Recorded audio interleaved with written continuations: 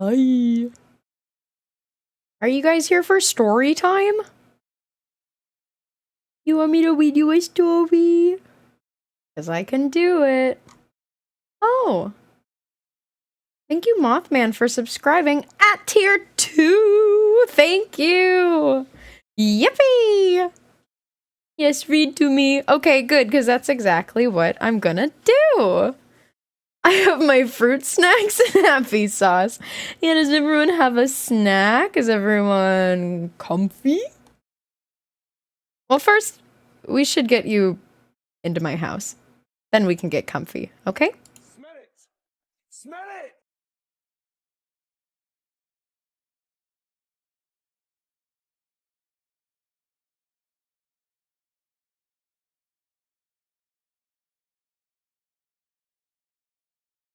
Hi. I'm kind of lagging a little bit. It's okay, though. Hi. Let's see, what if I have this open? Ah.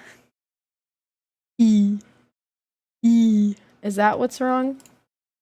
Well, in that case, I'll have it opened. Okay. Hello. Hello. Mothman 3115 wants you to stay hydrated. Thank you. I will. I love water. I love drinking water. I just sprayed my throat spray into my throat like a couple minutes ago. And I don't really know. I'm guessing maybe they don't want you to drink water immediately after. So I tried to wait a little bit. Has kind of a funny taste to it, though. I love my ball. I love water. I do. I do love water. Is it loading? Everything is going goofy today. I got my new Ethernet cable. I don't think anything's wrong with my Ethernet. Well, it's not loading the requests on Twitch. That's okay. I'll close out of it. It's me. I'm silly goofy. All right. Who got first? Phoenix. Phoenix, you are a first fiend. You're getting first fiend. Thank you. Welcome into the happy house. Hi. Yeah, I don't know what's up with Twitch, or maybe it's my internet, or maybe it's my computer. It's something, but we're gonna keep going. It's nothing crazy. You know when, like, you know your car so well, you drive that thing around. If you don't have a car, then maybe you'll still understand. I don't have a car, to be fair, so maybe you'll still understand. Oh, I make you feel young again. Oh, makes me feel young again. When you have your own car and you know it so well that, let's say you like turn the ignition and you start it up and it seems fine, but like you know your car so well that you're like, something is different. Something isn't running like exactly how it should. That's how I feel right now. It's like a little lagging. Things aren't really loading correctly, but it's still working. That happens to me in my car. Yay! Okay, shared experiences. That's the root of all communication and comedy, is shared experiences. Yeah, so everything is fine. But I wonder, maybe it's because I have this thing open that we need for our book. Something is weird. Something smells. A smelly smell that smells smelly. Yeah. Does my computer need an oil change? I don't know what my computer needs. I could probably pop that baby open and clean it. Maybe get some dust out. Maybe I'll do that soon. If you're unaware, today is our final stream on Twitch. Until I go on vacation. I'm going on vacation technically not until Wednesday of next week. But I'm going to be streaming on Saturday, not on Twitch. That's Dirty Sock Club. ! DSC if you want to know more about Dirty Sock Club. But that's not on Twitch. So I'm doing that. This is the last stream today on Twitch. Saturday, I have one more stream. And then after that, on Monday, I'm going to the beach. I'm going to the beach. So that's fun. I haven't gone to the beach since I've moved to the state that I live in now. I'm used to Hawaii beaches. Yeah, so I don't know. I'm going to the beach. That's been planned for a while. And then Sunday and Tuesday, I have to be packing. I have to be making some last minute preparations. And then Wednesday morning, I'm waking up at like 4 a.m. I'm flying out on Wednesday morning. I'm going to be gone until the 27th is when I fly back. So, yeah. No streams at all next week. And then for like half of the week after that, I'll probably be back on Thursday. Unless I decide to just take the rest of the week off. I don't know. Thursday the 29th, that is. Next week, like a week from today, I'll still be on vacation. I will have a great vacation. I'm sure everything will go great. I'm visiting some friends in Colorado. And the last time I visited these friends, it wasn't in Colorado. I went to Seattle last time, and I got very sick.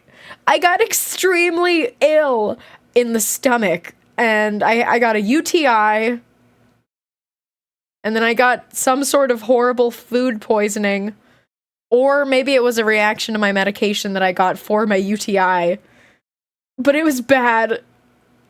Worst illness I've ever had. It was still an amazing trip, though. That was last year, April 2023. That is when I did that. Yeah, it was bad. It was coming out both ways. Like, and I was feverish. I was sweating. Everyone else was asleep, and I kept waking up in the middle of the night every hour on the hour to go barf and shit. I'm so sorry. I don't want to say gross things, but I'll stop talking about it now. I'll stop. I'm going to say hi to everybody who came in. That's over. I'm not getting sick again. If I somehow manage to get sick twice for like both of the times I'm hanging out and visiting these friends on a fun vacation, I don't know. It must be a curse. I don't know. Yeah, I'm feeling good now. I'm good. Yes. We're reading a book today. I'm going to say hi to everyone. Okay.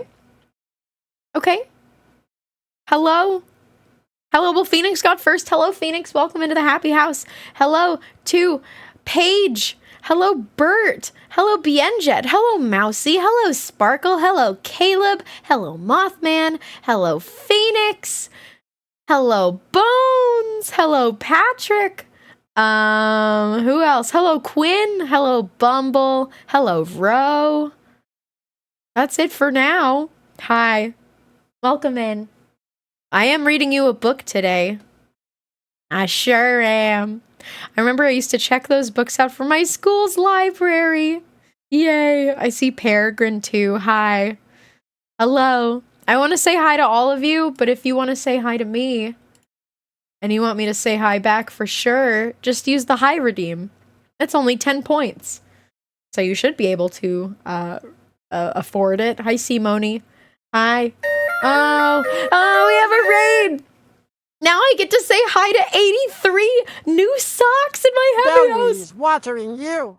Thank you. Hi, welcome in, Raiders. Hello. Oh my gosh, it's Jams. Jams is so awesome, you guys. Can you all go follow Jams for me? Can you do me a favor and go follow Jams? Because you're so cool. You have such good taste. I hope your stream was awesome. And yeah, I'm going to compliment you a lot now because I want to. You're so cool. I love your model. I love your design. I love your vibe. You're very nice. I like your voice. You have a good community also, of course. And I like your art. Oh my God. You like, I don't know, this was probably a couple weeks ago, but there was like a tweet going around that was like, post an animation that like to advertise your channel. And I was so surprised that you made that. It's amazing. You made such a cool animation. Yes. What were you streaming? I hope it was awesome. Oh yeah, I should introduce myself. Hi, I'm Jules. This is my happy house. I'll show you around. I'll show you around. Hi. This is my house. It's my living room, specifically. I have other rooms. Speaking of other rooms, we need to go to the kitchen. And we can't waste much more time than that. I think we need to go to the kitchen and then we need to read our book. Oh, you didn't make that animation. Oh, okay. Well, it's amazing. Your talented homie is indeed very talented. And it's a great animation. I love it. From Japan. Sick. Awesome. That makes me smile. Okay. I'm gonna take you guys to my kitchen. Because we're doing Spoonorama, which is my fun little game that I like to play at the beginning of streams. And then I'm going to be reading a book. We're reading Dear Dumb Diary, specifically the 7th Dear Dumb Diary. It is called Never Underestimate Your Own Dumbness. Okay, I'm going to the kitchen. Here, okay, follow me, follow me. Stick with me now.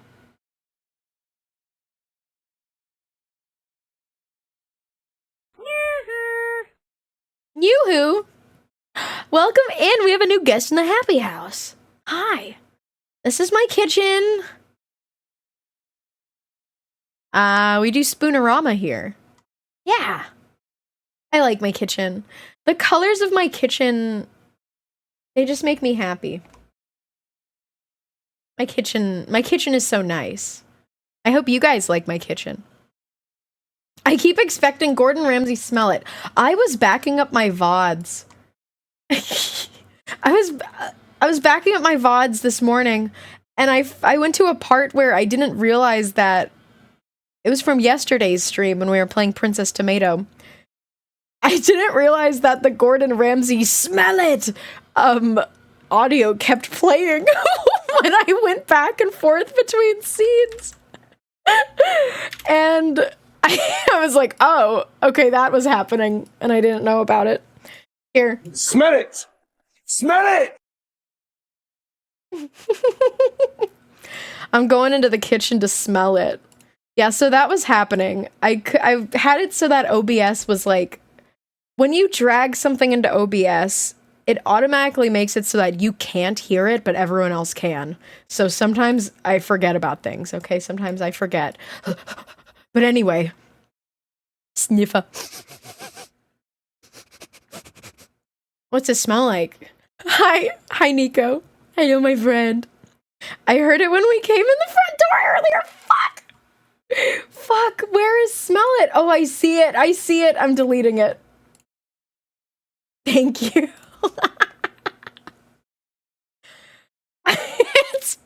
No, I'm sorry. I'm sorry. If you guys really love it, maybe I could make it like an audio alert that you could pay channel points for. I don't know. Is that Yum Pizza in your window? It's cooling. That's the forever hot pizza. It never gets cool for some reason.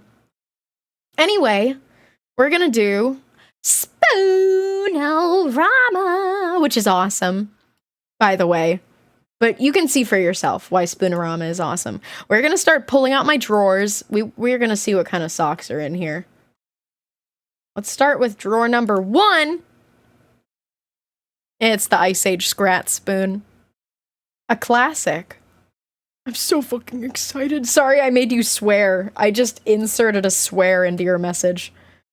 I don't know what your stance is on cuss words. Scrunt. Scarunt. That's Scrat from Ice Age. What's in drawer number 2? That's the scooter. This one, I always thought that this one was... Why did it hold that? Is it because it's just cunt with an S in front of it? You can say skunt. I don't care. Skunt. It's a scooter. I thought that this one was a magic color changing one, but I don't think it is. I don't know if I've actually eaten with it before, though. So I don't know for sure, but I think it's just a clear spoon. What's in drawer number 3? The pan spoon. Okay. This one was here last time, I think. It didn't win, though. Fine, you can say skunk cunt. Fine. Say what you will. Okay, it's the pan spoon. It didn't win last time, so it's in the running. Did jams get censored? Kind of real. Okay, we got Scrunt. What's his name?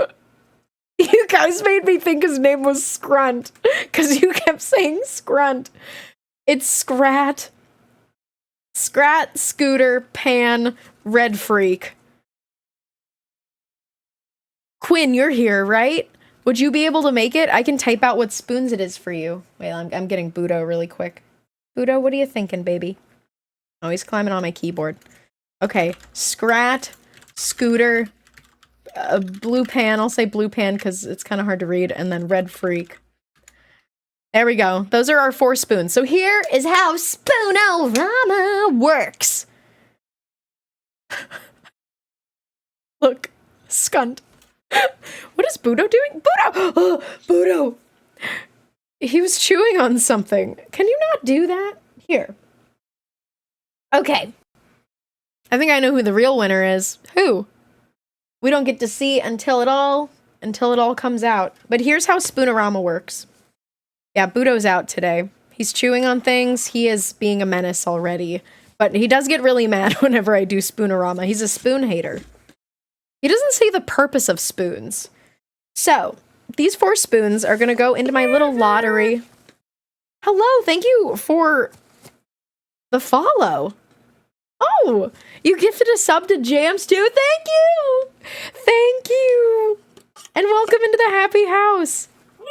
Thank you, Dark Hood. Yay! All right. Okay, I'm getting our spoons ready. It's completely random which one is going to win. So, if you are going to participate in our little gamble, our little raffle, just, you know, put your points down on wherever your heart leads you. We got red, white, and blue. I'm not very patriotic, but I do like the colors red, white, and blue. I think they're very bright and happy. The real winner is the socks we made along the way. Yes, exactly. I have them in. The raffle, the gamble, not the raffle. It is kind of a raffle, but the gamble for you to put your points down is up right now. You guys have about a minute left. And I got all the spoons. Budo's mad when I shake this thing. If you don't know who Budo is, he's my bird. He's on my head right now. And he's very mad. He's screaming. I don't blame you. It makes a lot of noise. You can scream if you have to. I don't mind. I want you to try Scooter. I like the Scooter spoon. It's so cute. There's about maybe 20 seconds left. Budo is mad. Here. Chew it. Actually, I changed my mind. I don't want you to chew it. I don't want you chewing on that. He wants me to eat with my hands. He doesn't want me to eat with my hands. He wants me to just eat with my beak. And my feet. Just like he does. But I don't have a beak. And I'm not eating with my feet. That's for losers and birds. Only birds eat with their feet. And monkeys. But I'm a sheep. Okay. I shook it around a little more. It's shaken. It's shook. And let's see how the points got. Oh. How the points got divvied up. Oh my. Wow, we have some crazy odds today. So Scrat only has 8%. With 2.9k. The Scooter has 21%. Still not a majority in any way. With 7.8k. Blue Pan only has 7%. Blue Pan is the underdog here, and Scrat isn't really doing much better. And Red Freak has 65% of the bread and butter in the pool. So basically, if anything other than Red Freak wins, you're probably going to get a really big return. If Scooter wins, you'll get a pretty meaty return. But if Scrat or Blue Pan come out of this raffle winning, whoever put their points down for Scrat or Blue Pan, you could win. You could win big. So here we go. I'm gonna pull the winner. Here we go.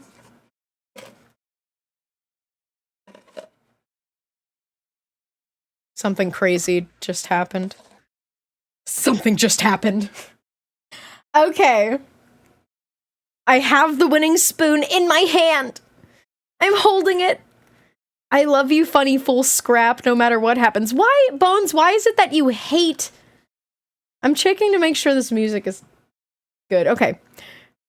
Bones, why do you hate Sid but love Scrat? Why do you hate Sid but love Scrat? To me, they're both foolish. They're both foolish creatures. Yeah, Phoenix did gift me these spoons. Don't say it, I'm not ready. Okay, I'll stall for a minute then.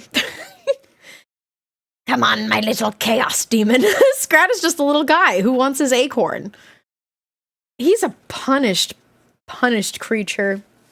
I understand feeling a little bad for him. You could get her more spoons. Yeah, I should add more spoons to my throne. I really should. My birthday is next. No, it's not next month. My birthday is in about 2 months. It's at the beginning of Socktober. And I'm going to have, I've decided, we're going to have a thronathon. And if you don't know what that means, it means, well, I already have a lot of stuff on my throne, but I'm going to put even more stuff that I want for gifts on my throne. And if you guys gift me something, then I'll do something for you. Or something like that. I don't know. I know I'm doing a thronathon. I kind of have to think through, like, what you get if you give me a gift. Okay, I'm ready now. I had to move my laptop. Okay. All right. Well, I'll tell you who it wasn't. I'm so sorry for anyone who wanted the Chaos Demon of Scrat, but unfortunately, Scrat did not win this one. Scrat had the minority, only 8% of the points. So for anyone who was going for Scrat, I'm sorry. I'm sorry. Okay. Well, who else wasn't it? Red Freak had 65% of the points. It was not Red Freak. Dun dun. So whoever put 24,000 points down, I don't know if it was a lot of people or just one person who dumped a lot of their points into it. I'm sorry, it was not Red Freak. It was not Red Freak. The drama, I know. I know it's the drama. It's either going to be the scooter or the pan spoon. What the flips? Who was it? Who is it? Is it the scooter? Or is it the pan spoon? I can't take it anymore! It's the pan spoon! The minority won! The underdog won with only 7% of the points! Whoever put their points down on this thing is getting huge returns! Sorry, Budo. Huge! Huge returns!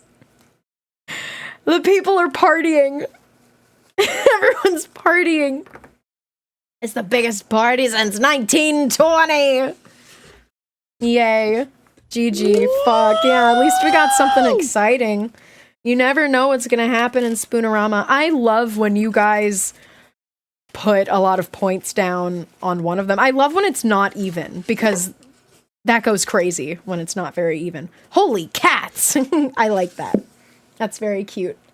I'm face down on the floor, not even crying, just making a mournful groan. I'm sorry. I don't know why I should be laughing. 15 times. Oh, wow. You got 15 times what you put in. Big winners. Big winners today. All around. Thank you for participating in Spoonorama. I've learned my lesson of not putting in a big gamba. Sometimes it's fun though, right? Sometimes it's fun. Anywho, we gotta go back to the living room. I have a book to read you all. I have a book to read. Okay? I'll meet you guys there.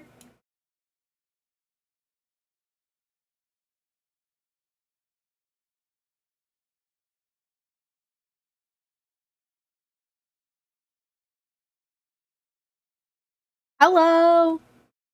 Hello, hello, hello, hello, hello. Budo? I think Budo is looking at my VTuber. Do you want to lick my hand? Lick my hand? Lick my hand? Lick my... No, he doesn't want to. It's crazy. I was trying to pressure him into licking my hand. Lick my hand. Smell my finger. Smell my finger. Smell my finger. I always figure I'm going to lose a Gamba, so I might as well lose with the biggest payout. Yeah, it's good to put it in, you know? I usually put in for Gambas, I usually do like maybe 1,000 points. I guess it depends on how much I have for whatever channel. Happy, happy, happy! In the happy house! I can't believe it. Okay, y'all. We're starting our book. Once again, if you didn't know, we are reading Dear Dumb Diary, the 7th book. Here it is. Never underestimate your dumbness. You put in 420. I've seen that be a pretty common thing. I think Allie also puts in 420 when she votes in a Gamba. It's a good safe amount, a good silly amount to put in. All right, this is a book and a series by Jim Benton. Jim Benton did the art for it. Jim Benton wrote it. It's all Jim, and Jim's a funny guy. But truthfully, this is a book by Jamie Kelly, middle schooler. Yeah. I love every time it has a little flip thing when you flip through the pages and it changes, a little flip-a-rama. Her brain is carrying her away. Yep, Jim Benton made that bunny. That's probably what he's most known for. I bet 50 and now I have 1.5k at the power of Spoonorama. Yes, Happy Bunny. That's their name. Happy Bunny. Big winner, Dark Hood. All right, we're flipping through it. These are all of the books so far. We're on number 7. And after this, we're going to be reading It's Not My Fault I Know Everything, which is an awesome name. I feel the same. I'm going to drink water. Here we go. For Craig Walker, without whom there might have never been a Dear Dumb Diary. Oh, that's wonderful. And here we see the first page written by Jamie. This diary is property of Jamie Kelly, Mackerel Middle School. Best friend, Isabella. Expert on cuteness, dumbness. Least favorite color, gross colored. I like gross green. I think that's a good green. Hi, Ernesto. Hello. Gambling, more like free money. Least favorite thing about clothing, poofiness. Okay. Yeah, I love gross green. Now she has this at the beginning of every book, but it's kind of a little different every time. And this as well. Budo is on the move. I'm gonna see if he wants to go down. Okay. Here we go. Dear whoever is reading my dumb diary, are you sure you're supposed to be reading someone else's diary? I mean, how dumb can you get? Oops. You should know that's not okay with me. If you're my parents, then yes, I know that I'm not allowed to call people dumb and dummy heads and dumb face and dumb wad and all that. But this is a diary, and I didn't actually call them anything. I wrote it. And if you punish me for it, then I'll know that you read my diary, which I'm not giving you permission to dumbly do. Now, by the power vested in me, I do promise that everything in this diary is true, or at least as true as I think it needs to be. Signed, Jamie Kelly. She is an unreliable narrator. What's happening already? Something is happening. P.S. Just in case you're wondering how dumb you are, you can find out for yourself on this handy, highly accurate dumbness IQ scale. How dumb are you? Ninny. Eats stuff that has fallen on floor. Loses things often. Likes sound of busy signal. I might be a ninny. Buffoon. Believes that baby powder is made from powdered babies. Pants frequently too short. Well, that second one is also applying to me. Dummy. Afraid that her toys come to life at night. Likes the taste of her own sneezes. Ew! Or are you an idiot that thinks that recycling means riding your bike again? Thinks Angeline is pretty. First Angeline mention. Brain is solid brick of fudge. Wow, we got an Angeline mention very early. If this is your first time being at a Dear Dumb Diary stream, Jamie is kind of in love and obsessed with a girl that she hates named Angeline, who is the prettiest girl in school. I think that Jamie Kelly is an idiot. Jamie Kelly literally said that Angeline is the prettiest girl in school. So I think she's an idiot. Anyway, usually we have a counter for how many Angeline mentions. I don't know who's doing it this time. Usually Hellhound does it. If anyone wants to take up the torch of counting how many Angeline mentions there are, feel free. Or feel not free. Feel $5.99. Sunday the 1st. Dear Dumb Diary, how would you feel if your uncle ate your sock and pooped on your lawn? This is a great start. This is a wonderful start. A, I'd feel grossed out. B, I'd feel so grossed out I could never be grossed in again. Or C, I'd feel like staying on the porch. Jules doesn't even care that the first redeem is broken. No, it's not broken. It was already gotten. What do you mean? You're just trolling. Oh, wait. Oh! Oh! Oh! Oh! What's wrong? Why did you do that? Budo. Yeah, that's Budo. I love We're my gonna ball. give him a minute. Are you okay? Are you okay? You were trying to climb on my wires behind my desk, weren't you? He got so scared. Piku, stop arguing. You're being a troll. I'm tugging on Piku's leash right now. Budo? Mwah. He's okay. Don't cry. Oh! There goes Budo. Are you okay, Budo? Do you need to go to your cage? Whoa, I'm turned on now. Stop! Okay. We need to keep reading. So the question was, once again, how would you feel if your uncle ate your sock and pooped on your lawn?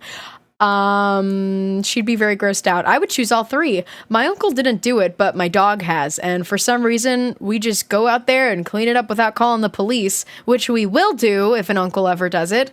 Hey, uncles, I'm not kidding. Take the hint if you're reading this. Uncle is in jail for grossness in the 1st degree. Oh my God. He looks really bitter about getting in trouble for pooping on someone's lawn. Will I ever understand why we put up with a dog whose main purpose in life is to perform odors and get tripped over? How dumb are we? Look at this dog. We got the ear odor, the eye stink, eye stink, putrid nostril aroma, reeking back syndrome. He's just smelly all around. Diseased tummy fragrance, foot pad foulness. People do say that doggy feet smell like... Is it Fritos? Fritos? This whole region is pretty much the world's headquarters of rankness. Oh my God, it's Angeline. Monday the 2nd. Dear Dumb Diary, you might remember, Dumb Diary, that my Aunt Carol is getting married to Assistant Principal Devin this month. He's Angeline's uncle, so that means Angeline and I will be related. I think most people would agree with me when I say, ew! I'm not ewing him, I'm ewing Angeline, who, though popular, is plenty ewy in my book. Her nasty blonde shimmering, her hideous baby blue eyes. Her cheeks have a terrible pinkish hue, her unpleasantly pleasant smile. Ew! Ew, ew, ew! Ew! Ew! Since he's my assistant principal and not a person, it's difficult to think of him as my Uncle Dan.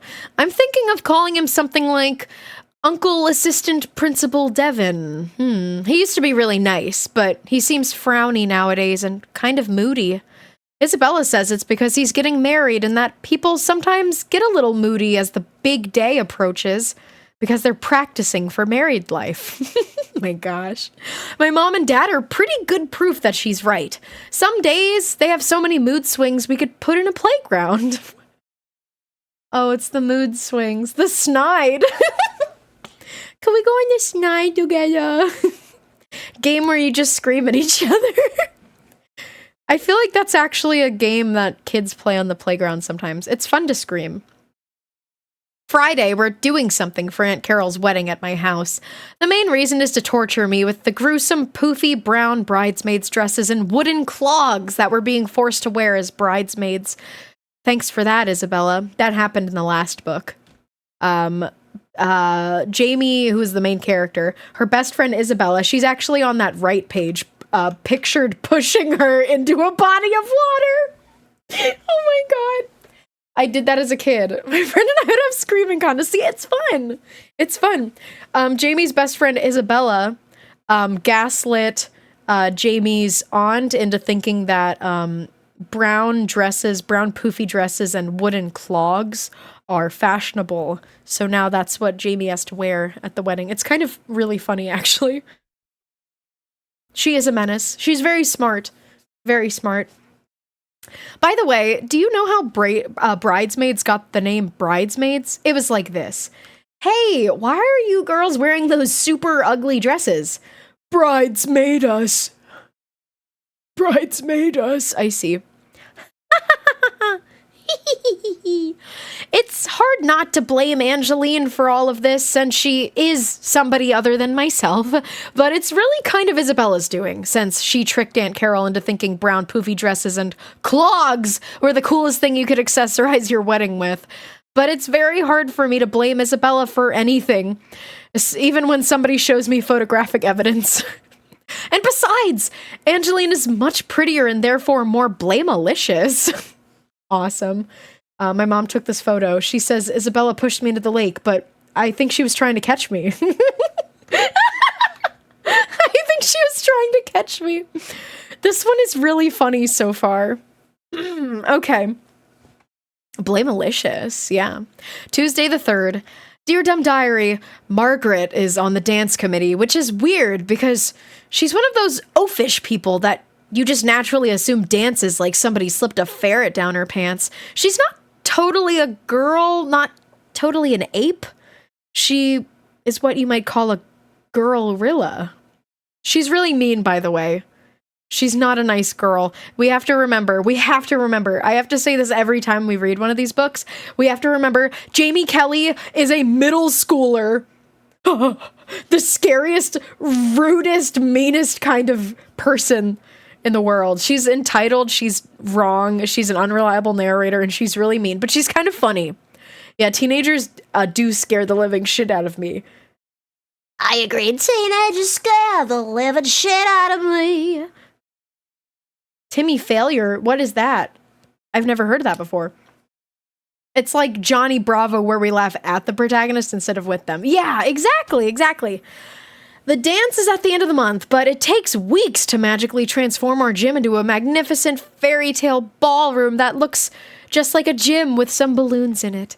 Margaret asked me to help with the posters. My glitter skills are legendary, and I agreed to make one. She wanted like a jillion different posters, but glittering takes a long time, and I'm not gonna ruin my reputation with a bunch of posters that start developing glitter bald spots because I rushed it. The first rule of the road is that beautiful things take time, and you can't rush glue. That's true. You can't rush glue, and you can't rush paint drying either. That's a big mistake. If Da Vinci had been more patient with his glitter, Mona Lisa could have been way totally cuter. Oh my gosh, it says Glitteroni on his glitter tube. La la la. It's a book series, Timmy Failure, about a kid and his pet polar bear trying to start a detective agency, but it continuously destroys everything. A detective agency? That's so silly. That's so silly. I was going to suggest that she do a few herself because Margaret is a pencil chewer. Making posters is probably impossible for her. When she sees all those delicious writing implements spread out in front of her, she'll feel like she's at a buffet. She's so mean. She does chew on pencils. I used to chew on pencils for a while. So somebody else has to make posters. Posters are a critical part of the event because they help the boys start planning weeks in advance who they'll want to ask to the dance, but won't. They also help the girls plan who they will want to ask to the dance, but say no to if they do. That's funny. Pencils. You ate index cards? That's paper. I mean, I guess people eat paper sometimes. Yeah. There's the boy cluster, there's the girl wad, and the invisible wall of pure cowardice. Oh, middle schoolers. Wow, look at this beautiful woman drawing doing kung fu at the bottom. Let's figure that out. Okay. Although I'm a legend at this glitterification, I have to give Miss Anderson some credit for how awesome my glitter abilities are. Miss Anderson is my art teacher, and BTF, which is like a BFF, except that the object is a teacher. What do you mean the object? Okay. But even though she's merely a teacher, she rarely wears teacher clothes and is beautiful enough to be a waitress. She loves to say that about her. She's beautiful enough to be a waitress. Or maybe even a weather lady. Object of the sentence. Ah. Yes, like the noun. The noun. A noun is a person, place, or thing. Yeah, that's true. She tried to steal Uncle Assistant Principal Devon away from my Aunt Carol when they first started dating. So Aunt Carol probably hates her, at least forever, and maybe longer. Everyone knows that Miss Anderson is a total master of all things sparkly, and taught me some of her amazing twinkleization techniques. I thought that it said twinkification. I'm glad it didn't. Well, I'm kind of sad that it didn't. But it's for the best. Which are so excellent, they can only be called glitter foo. Twinkification. Since Aunt Carol hates Miss Anderson, I never say anything nice about her in Aunt Carol's presence, which is the rule you're supposed to observe when dealing with people who have intense feelings about things. Like, you would never go on and on to a mouse about how wonderful cats are, or tell your friend Mr. Snowman about how much you're looking forward to summer, or tell Miss Brunford, the cafeteria lady, how sensible it is to not eat 9 or 10 pies a day. If she ate less, Brunford could be skinny as a toothpick. Factory. Oh, that's mean. You're being mean to her. Let her eat her pies. I think Aunt Carol is over it all now anyway, because I heard her say that they were inviting all of the teachers to the wedding, even Miss Artie Farty, which I'm almost certain is Aunt Carol's codename for Miss Anderson, and is better than the other one she had for her, which was just a long string of screamy swear words. New tone indicator dropped. /factory. Wednesday the 4th. Dear Dumb Diary, Stinker ate a jar of my glitter. Right after school, I started on my poster. I used shaker tops on my glitter jars. When Stinker saw me shaking one, he must have thought it was some sort of delicious seasoning, because when I turned my back for just a second, he managed to gnaw the top off my sparkling gold and ate the entire jar full. The hot dog. The hot dog. Oh my god. We did all suck in middle school. I sucked in middle school. You sucked in middle school. We all sucked in middle school. You can't deny that. You really can't. I think the glitter made him feel a little dizzy because he was all walking and wobbly and bumped into the wall, although it could have been partially caused by me trying to shake the glitter directly out of his face onto my new poster. I was greasy in middle school. Wow. She's not good to her dog either. She's bad. I was just dumb and awkward in middle school. Yeah, like we don't know the things that we know now when you're in middle school. There's a lot of things you just don't know. Now my arms hurt because Stinker would be considered fat even if he had been born as 3 dogs, but it gave me a great idea for a health club where you build up your muscles by hoisting chubbier and chubbier dogs. Oh, need a spot? Get it? Spot? Because it has spots. Spots on him. Thursday the 5th. Dear Dumb Diary, Mom said Stinker was acting all weird, so we had to take him to the veterinarian after school to make sure he doesn't have twinkle poisoning, or sparkleitis, or whatever eating a jar of glitter would do to you. Isabella came with us because she really wants a puppy, and her mom won't let her have one because Isabella has had some really bad luck with pets. Missy ran away. Cupcake ran away. Doodle, Wee Wee, Taffy, and Fuzzy ran away. Bobo is currently running away, but only gets a few inches a day. This is one of the funniest books so far, I think. I mean, they're all pretty funny, but this one is this one's getting me chortling. I used to dislike people wanting plus-size character rep in middle school, and I was fat myself. I was very stupid. We literally don't know things. But here's the thing about middle schoolers is, like, they don't know, like, anything, but they like to act like they do know everything. which is what's so annoying about them. They're so annoying. I think I could be a teacher maybe, but only like an elementary school teacher or like a kindergarten teacher. I don't know. Whoa, just like me. Middle schoolers will find out what you hate about yourself and then insult you on it. Yeah, but they're only projecting. That high schoolers do that too. I just hate teenagers and preteens. If I had to babysit a middle schooler, I'd cry. Yeah. I've babysat a couple times. I'd like to think that I'm babysitting every time I start streaming on Twitch. Don't worry, I like you guys. But but I babysat like an elementary schooler. They were nice. Don't frown, don't frown. I like babysitting you guys. Anyway, I'm gonna keep reading. Isabella was hoping that if the vet was handing out free samples in the form of puppies, and she just showed up at home with one, her mom wouldn't be able to say no. Since looking directly into a puppy's eyes and telling it that you don't love it is a scientific impossibility. Unfortunately, there was no puppy giveaway, and even more unfortunately, guess who we ran into? Angeline and her mom. And guess who had to totally copy me and get a dog? That's right, Angeline. Oh my god, she's so stupid. And as if copying me wasn't bad enough, she's also copying about 50 million other dog owners in America, which has to make this one of the worst cases of copying ever documented. The entire nation mad at Angeline for copying their dogs. Slurp, slurp your drinky She's so stupid. Thank you. I'll drink. I'm off that Binky and apple juice.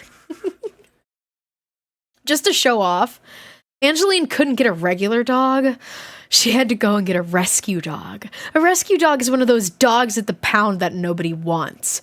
They're usually not puppies, but they are cute, smart dogs that need a home. Although if I was a dog and had to choose between the pound and Angeline, I would choose the pound. Unless the third choice was to pound Angeline. Oh my god, what do you mean pound? Like punch. Punch. 7 to 8 mentions so far. 9, 10. Okay. Even though Angeline's rescue dog came with an adorable name, her name is Sticky Buns. She is fortunately unlike most rescue dogs in that she is powerfully ugly and has some brain damage. I diagnosed it when she wasn't sickened after Stinker licked her face, which, put in people terms, would be like, well, it would be like if Stinker licked your people face. So it doesn't have brain damage. She is so unreliable. She knows nothing. She loves to assume. Even though Sticky Buns is gross and dumb, Isabella was super jealous of Angeline's dog. You could tell because she was looking not at all jealous, which is an even jealouser way to look than plain old jealous. Isabella is a master of cover-ups. And when I said maybe her mom would let her get a rescue dog, she said that she wants a puppy. And then she spelled puppy for me a couple times, which is how I know she was upset, because that's the only time people spell words at you. Yeah, that's true. That's true. The vet checked Stinker over and said that he looked fine, which I think means he looks fine for a dog-shaped balloon full of glitter and foulness. Hi, Mard. Oh, sleep well, sleep well. But honestly, I wasn't really listening. The hideousness of Angeline's dog had put me in a really good mood, and I just wanted to get back to my poster and leave Angeline and her Sticky Buns behind. More things that put me in a good mood. Number 1, jolly old Santa. Number 2, Santa goes zombie and eats Angeline's arm off. Number 3, actually, zombie Santa scares me a little, and I have to go lock my windows now. Aw, she scared herself. Zombie Santa would be very scary, because he would still be able to get in your house through the chimney. Zombie Santa. I need to clear my throat really quick. Okay. It's Friday the 6th. Dear Dumb Diary, Aunt Carol, Uncle Dan, Isabella, and Angeline came over tonight. Jess had been earlier threatened. Isabella and I have been trying to wear these dumb clogs that Aunt Carol gave us. Her advice was to wear them a little bit every day because, that way we'd get used to them. Evidently, crying bridesmaids with bleeding feet are one of the main symptoms of a wedding that isn't going well.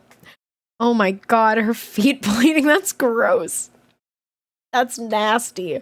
Other symptoms include, number 1, after bride says, I do, she follows it up with, yeah, right.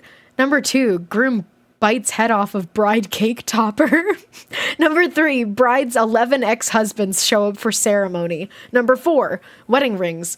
Onion rings. What's the diff? Number 5, when groom is told he may kiss the bride, he says, I'll pass. Number 6, instead of throwing her bouquet, bride makes the groom eat it!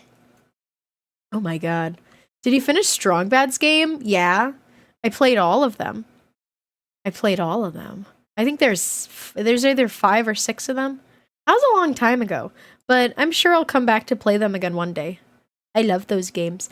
I also have other, like, Telltale point-and-click games. I have the Wallace and Gromit ones. I've never played them before, but maybe we'll do a stream.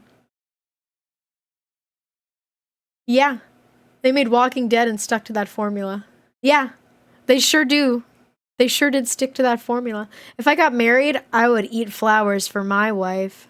The remaster recently came out? Of what? Wait, that's Sam & Max. Yeah. I want to play the Sam & Max games too, though. I love Sam & Max. I want to play the Wallace and Gromit games. And I want to play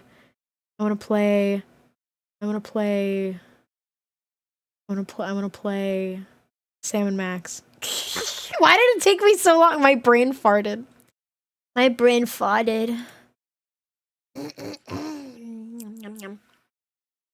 Anyway, Angeline brought sticky buns over to my house for this bridesmaid fashion show. She said it was because the dog is still a little nervous and doesn't like to be left alone, but I'm sure it was really to show off that she has used her horrible beauty voodoo to transform sticky buns into what might be the cutest dog in the state. Pretty girls can really do this. Isabella says it's an evil black magic that's called pink magic.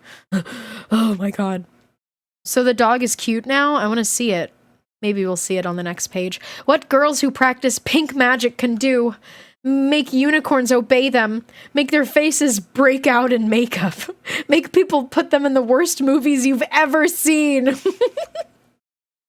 Isabella suggested that we put sticky buns into the backyard with Stinker, which I thought was a great idea because associating with Stinker could only ugly her up. Ugly dogs can really do this, and I think it should be called brown magic. That's so funny. There should be different magics other than black magic. Pink magic I love, brown magic I love. You can see the butterfly plus Stinker turned into a spider. Swan plus Stinker turns into a bat. Food plus Stinker turns into school meatloaf. She really hates that meatloaf. Isabella and I went up to my room to change, and I started complaining about how the clogs... Oh, about the clogs and how we should just refuse to wear them. But she very calmly said, don't even bother putting them on, and walked out of my room. Clog.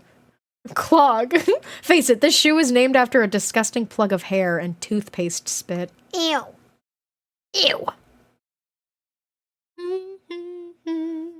There's white magic in Final Fantasy. Yeah, that sounds like white magic existed, yeah. It's real. The next thing I heard was a terrible scream and a crash, and then Isabella crying and wailing. Oh my god, like somebody was slowly cutting her in half with those kindergarten scissors that can hardly even cut paper in half, much less an Isabella. Oh my god, she's faking it though, right? When I came charging out of my room, I saw that she had fallen down the stairs. OMG, my BFF, what does DOA mean? I'm so bad with acronyms. I know what OMG means. I know what BFF means. DOA? Dead on arrival. Okay. I knew that was a real one.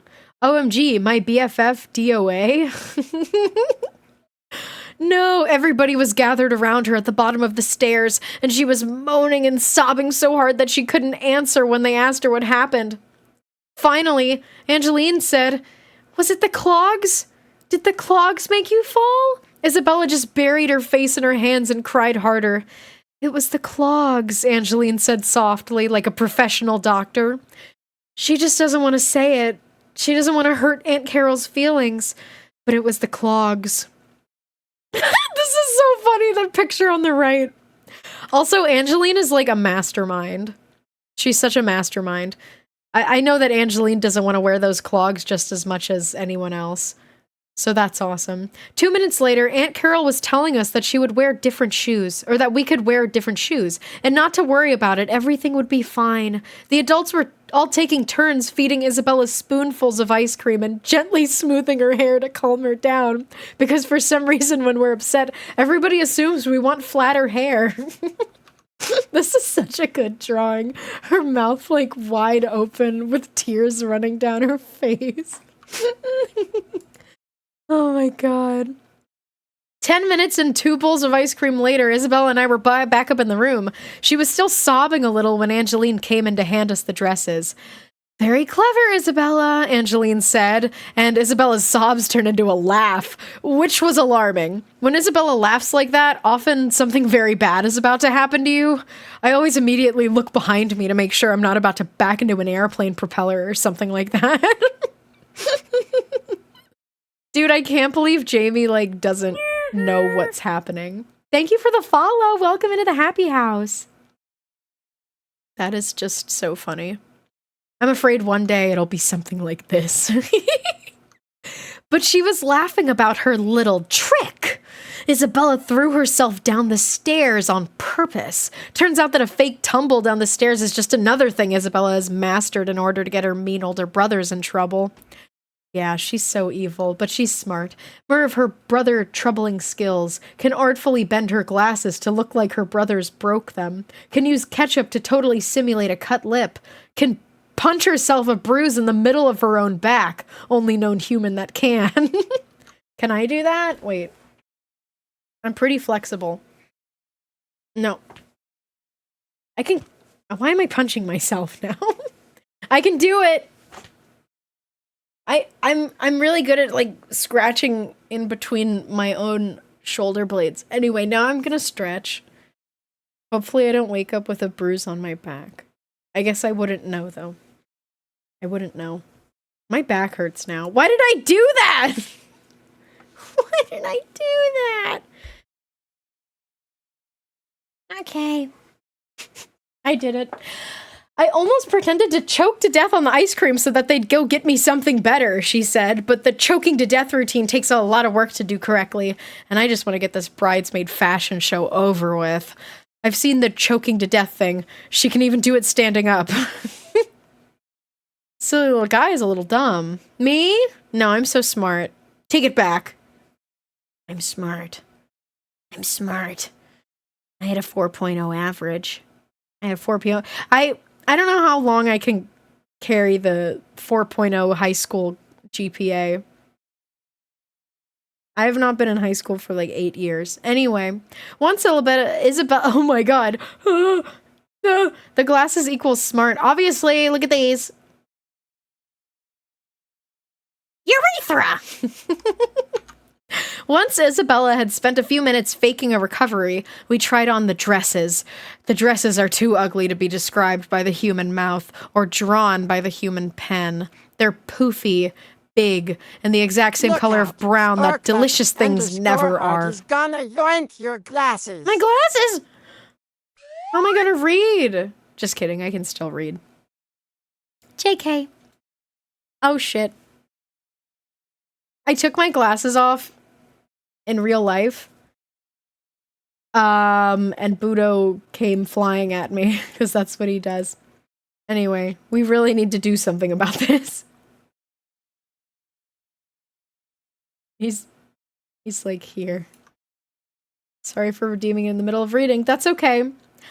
I like to take my actual glasses off when people redeem that, but sometimes when I take my glasses off, Budo just gets really mad at me and he tries to kill me. So I'll keep them on. La la la la la. Where was I? Oh yeah, they're poofy big and the exact color of brown that delicious things never are. Aunt Carol also brought over a bunch of big sparkly earrings, glittery necklaces, and other jewelry like that for us to try on, but none of it helped much.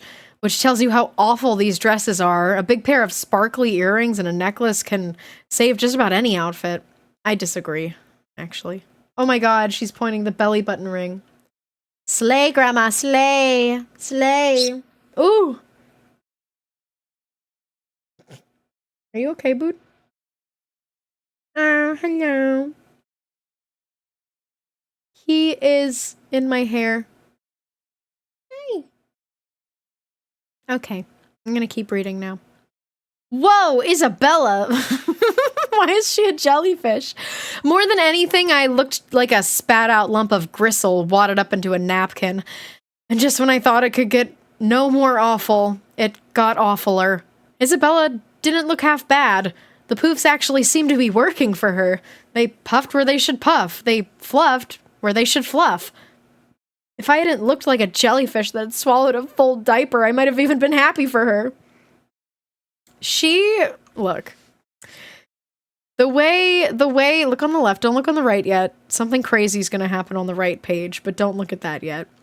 The way she draws women is, like, so homosexual. Like, no straight girl draws women like that. Anytime she draws a woman, we saw it, like, a few pages ago, too. I don't know if it's enough for me to go back for. Oh. No, I can. I want to see. Excuse me. She drew, like, a sexy nurse. Yeah, there she is.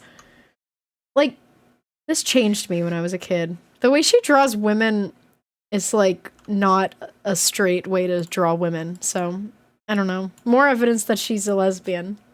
In my opinion. But my mom was calling for us to come downstairs and model them.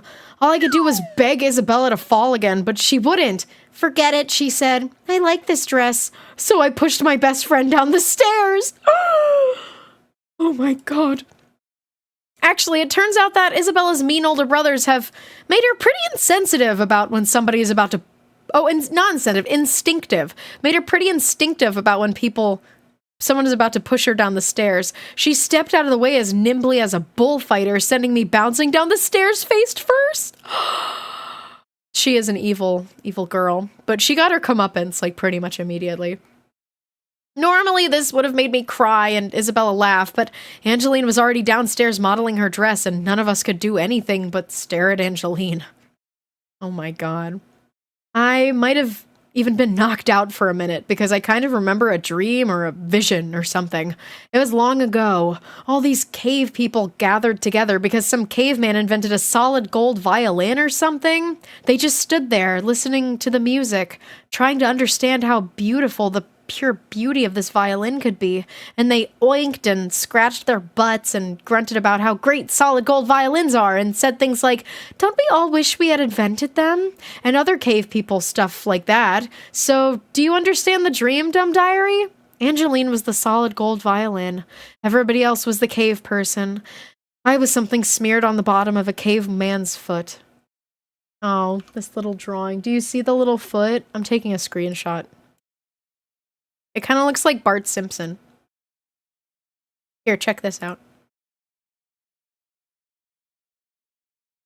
Wait. Now it's gone. There you go. Doesn't he look like Bart Simpson? Little Bart. Okay, anyway. Bart. Okay, so that's a yes. Hi, Boydo. Okay, Bart, my boy. All of this would have been bad enough, but as the cave people discussed the little alterations they needed to make here and there, I saw the disappointment in the eyes of Uncle Assistant Principal Devon when he looked at me, his future niece, standing there looking utterly craptastic. The torture just seemed to go on and on forever. I was so glad when they gathered up all the bridesmaid stuff, including sticky buns, and left. Looking at me with total disappointment, there's Principal Devon. Angeline, dramatically out of focus. Again, look at the way she draws her. Come on. She's so curvy. Saturday the 7th. Dear Dumb Diary, this morning I found a big pair of sparkly earrings in the yard, which must have dropped off Angeline when she went out to go get sticky buns. I guess her earlobes just aren't well developed enough to support jewelry. I'll give them back to Aunt Carol on Monday. Ooh, suffering from the shame of inadequate lobes. Lobe adequacy might be my new favorite way to judge people. She'll do anything she can to judge this girl. Margaret called this afternoon to bug me about hurrying up and finishing my poster. Margaret is a highly contagious worrier, and she managed to infect me over the phone.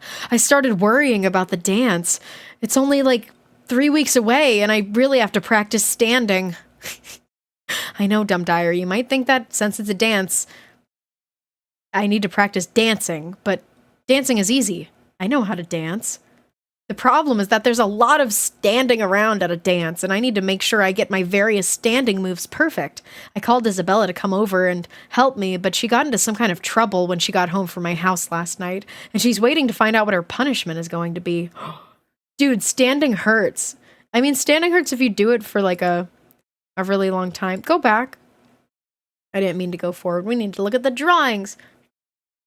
Famous stands. Gal Billy.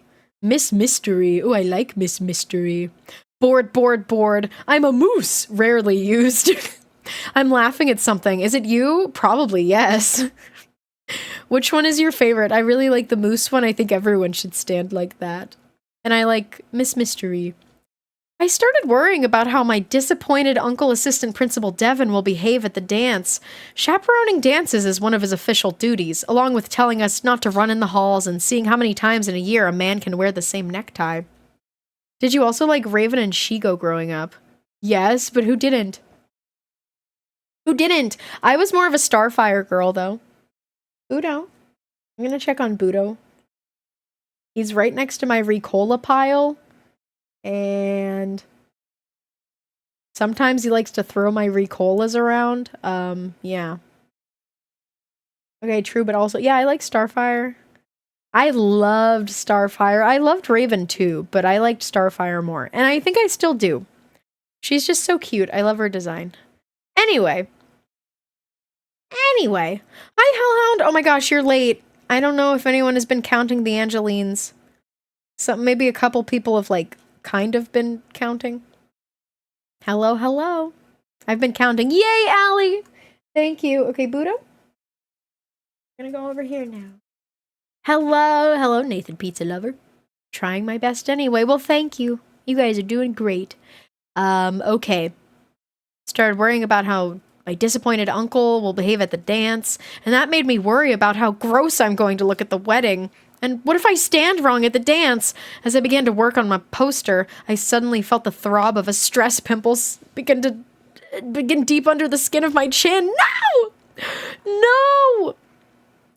I hate that. I hate stress pimples because, like, you're already stressed out about enough. And now I have to be stressed out about an ugly zit on my face. No! It's horrible. I have about 21, 22. Wow, that's a lot. That's a lot of mentions so far. But then again, we are on page 41. I'm kind of like flying through this. I'm kind of flying through this book. I don't know how many pages there are. There could be 100 left or less. It doesn't show yet, but now that I'm the expectant mother of a new pimple, I have to deal with all of the new things a new pimple parent has to deal with. My pimple, like any youngster, is going to need a lot of attention. I have to spend the time every day letting it know how much I resent it. I think that's the most important part of pimple parenting. Letting your pimple know how much you hate it. Even though it's sore, it's still super tiny, and thankfully nobody on Earth could ever detect it yet. I like this drawing. Before pimple with pimple. Is it like, I'm looking. I feel like there is, like, the smallest little dot on her chin. But it's basically undetectable, yeah. Sunday the 8th. Oh, dang, the wedding's still happening. Yeah, they're, like, full-on preparing for the wedding now. They put on their ugly, poofy dresses and clogs a couple pages ago. Sunday the 8th. Dear Dumb Diary, Isabella came over today, and from about 8 houses away, she detected the emerging pimple. Pimple, huh? When do you think it's due? She said. Me, super humiliation vision. It's funny. That's funny. I wanted to deny it, but Isabella is quite skilled at identifying blemishes. Sadly, she could never put this strong, natural talent to use as a dermatologist, since her urge to make fun of blemishes is even stronger than her ability to spot them. That's horrible. She's very evil. Oh, she says that her patients with acne would probably be big babies about being called names like Pizza Face. There was no keeping the truth from Isabella. She looked closely at my chin and said, "Hi, Fred." "Who are you talking to?" I said. "Who's Fred?" Elsie, my pimple pregnancy. Ew! Gross! "Who's Fred?" "I always name your pimples," she said. "This one looks like a Fred to me. Probably stress, huh? Because you stand dumb and you look awful in the bridesmaid dress." "You named my pimples?" I yelled, and she said like it was perfectly normal. "Sure, they're like my little pets. They show up, I name them and watch them grow, and then they go away. Just like a real pet." I hardly knew what to say. Isabella had been using my face as a daycare. "Hey," she said, smiling. "Remember the twins? Bumpo and Lumpo? Oh, they grew up so fast." That's so gross. Isabella, the grossest nanny in the world. Ew. Then we got in a huge argument about dresses and pimples and whose butt resembles what when they dance and how some people should maybe just shut up. This led to more talk about shutting up, specifically who should do it and when. Then Isabella remembered that she should get off my property because I reminded her of it at the top of my lungs. Oh my god. "Get off my lawn!" We battled as fiercely as women barbarians or even lady golfers. She is a menace. Totally. Yeah, they're horrible to each other. They deserve each other with how horrible they are. I hate it when Isabella and I fight. All I want to do is finish my poster, sing my pimple a hateful little lullaby, and go to bed. Other things I want to do after we fight. Eat half-gallon of ice cream like a hog. Make paper dolls of Isabella. Bite to pieces. Actually, I do that ice cream hog thing all the time. Silly. I like the drawing. I like her face. Her big cheeks. Her vacant eyes. Monday the 9th. Dear Dumb Diary, this morning I was hanging up my poster at school when Angeline arrogantly stopped to help me. Arrogantly stopped to help me. I'm gonna check on Budo. Okay.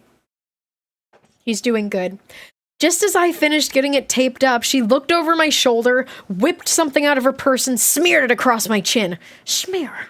I staggered back and flailed like a smeared, poisoned person because I naturally assumed that it was some sort of poison she had smeared on me out of jealousy for my awesome poster. Then I bumped directly into Hudson Rivers, 8th cutest guy in my grade, who was right behind me. Now that I think about it, even though I did it with my clumsy back, that totally counts as a hug. I'll bet Juliet back-hugged Romeo in a pretty similarly oafish way. Pretty way. And here's what he said. I'll remember it forever. He looked right into my beautiful eyes and gently said, "Walk much?" Okay, maybe that wasn't very nice, but then he got nicer right away. My mom is taking a few of us for tacos after the dance, if you two would like to come, but not Isabella. She can't come. We'd love it, I said quickly, not giving Angeline the opportunity to use the word love in a sentence to Hudson, who I had recently back-hugged. Schmear. Yeah, I love a good schmear. Cupid bears the cherished tacos of devotion, and a medium Coke. As Hudson walked away, I suddenly remembered the poison that Angeline had used on me. What did you wipe on my chin? I demanded. I saw Hudson coming. It was some makeup to hide that bruise on your chin. It's a pimple, I medically informed her. I'm going to give birth to a pimple. It's a bruise, she said, and tossed me the compact. You probably got it when you slid down the stairs. It'll be gone in a couple days. You can keep the makeup. Anger steam, oh my god. This is the exact moment when Isabella walked up. Hey, how's little Fred coming along? She asked. and our fight was on again. It wasn't a full-length fight. It was a micro fight. A micro fight lasts 30 seconds or less. Good friends know how to fight in a hurry. There's no telling how soon the two of us will have to gang up on somebody else. And let's face it, we both know the fight won't last forever, so why drag it out? We made up really fast. And since we really hadn't officially made up from our fight before, we made up for that one too. So, as of right that minute, Isabella and I were BFFs again. But let the record show that when I accepted Hudson's Tacos of Devotion invitation, Isabella and I had not made up yet. So, at the moment, we weren't BFFs. So, technically speaking, I didn't really violate any of the best friend rules. The rules have been handed down for centuries. Oh, let's read them. I see. Oh, welcome back, Ernesto. Angeline is a nice person. Angeline is great because she's a good person, but she's not perfect. Not the way that, like, Jamie thinks that she is, or maybe thought. I don't think she thinks she's perfect anymore, but at the beginning of the books, she did think she was perfect. But Angeline is, like, also kind of a little sneaky, a little troublemaker, but not really for anything horrible. Not evil. Super fan bot, you really are a super fan. Thank you. You're so nice. She can be pretty conniving. Yeah, she can. Okay, let's read the BFF friend rules. BFF friend. The best friend rules. Thou shalt not accept invitations to things your BFF is not invited to. Damn, that's rule number 1. And she broke it. Thou shalt not make fun of your BFF's outfit, even if it is super lame. Thou shalt keep fights short, even when your BFF is totally being a huge dumb jerk. Thou shalt share your stuff with your BFF, but maybe not gum if you are way into gum and it's your last piece. Yes. Why is that page just not loading? Why did it deload? Is it gonna work? Okay, we're good. And by the end of school, Isabella and I were totally friends again, as if nothing had ever happened. We went by the school office to drop off the earrings with Aunt Carol. She wasn't there, so I left them in a bag on her desk. I don't know why I always forgive Isabella, but I always do, and I think I always will. Forgiveness I've given Isabella. Marker on face during sleepover last year. Told me she had deadly disease that could only be cured by cupcakes. 2nd grade. Oh. Dressed as me for Halloween 2 times. I love Jamie's little bear costume or whatever she's wearing. That's so funny. That's so funny. Hi, Hunter. The book is going great. It's really funny. I'm laughing a lot, and I think I want to take a little water break.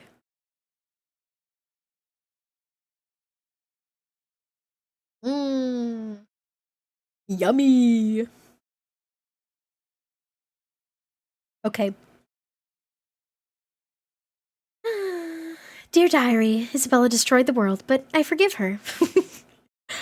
I really do have to, like, kind of pace myself. I'm cracking my neck now. Did you hear that? Why does my neck crack crazy style? Yeah, reading an entire book out loud is kind of hard on my voice, but I like to do it. Her little click. Damn, my noise suppression really gets a lot of my crack. How about these?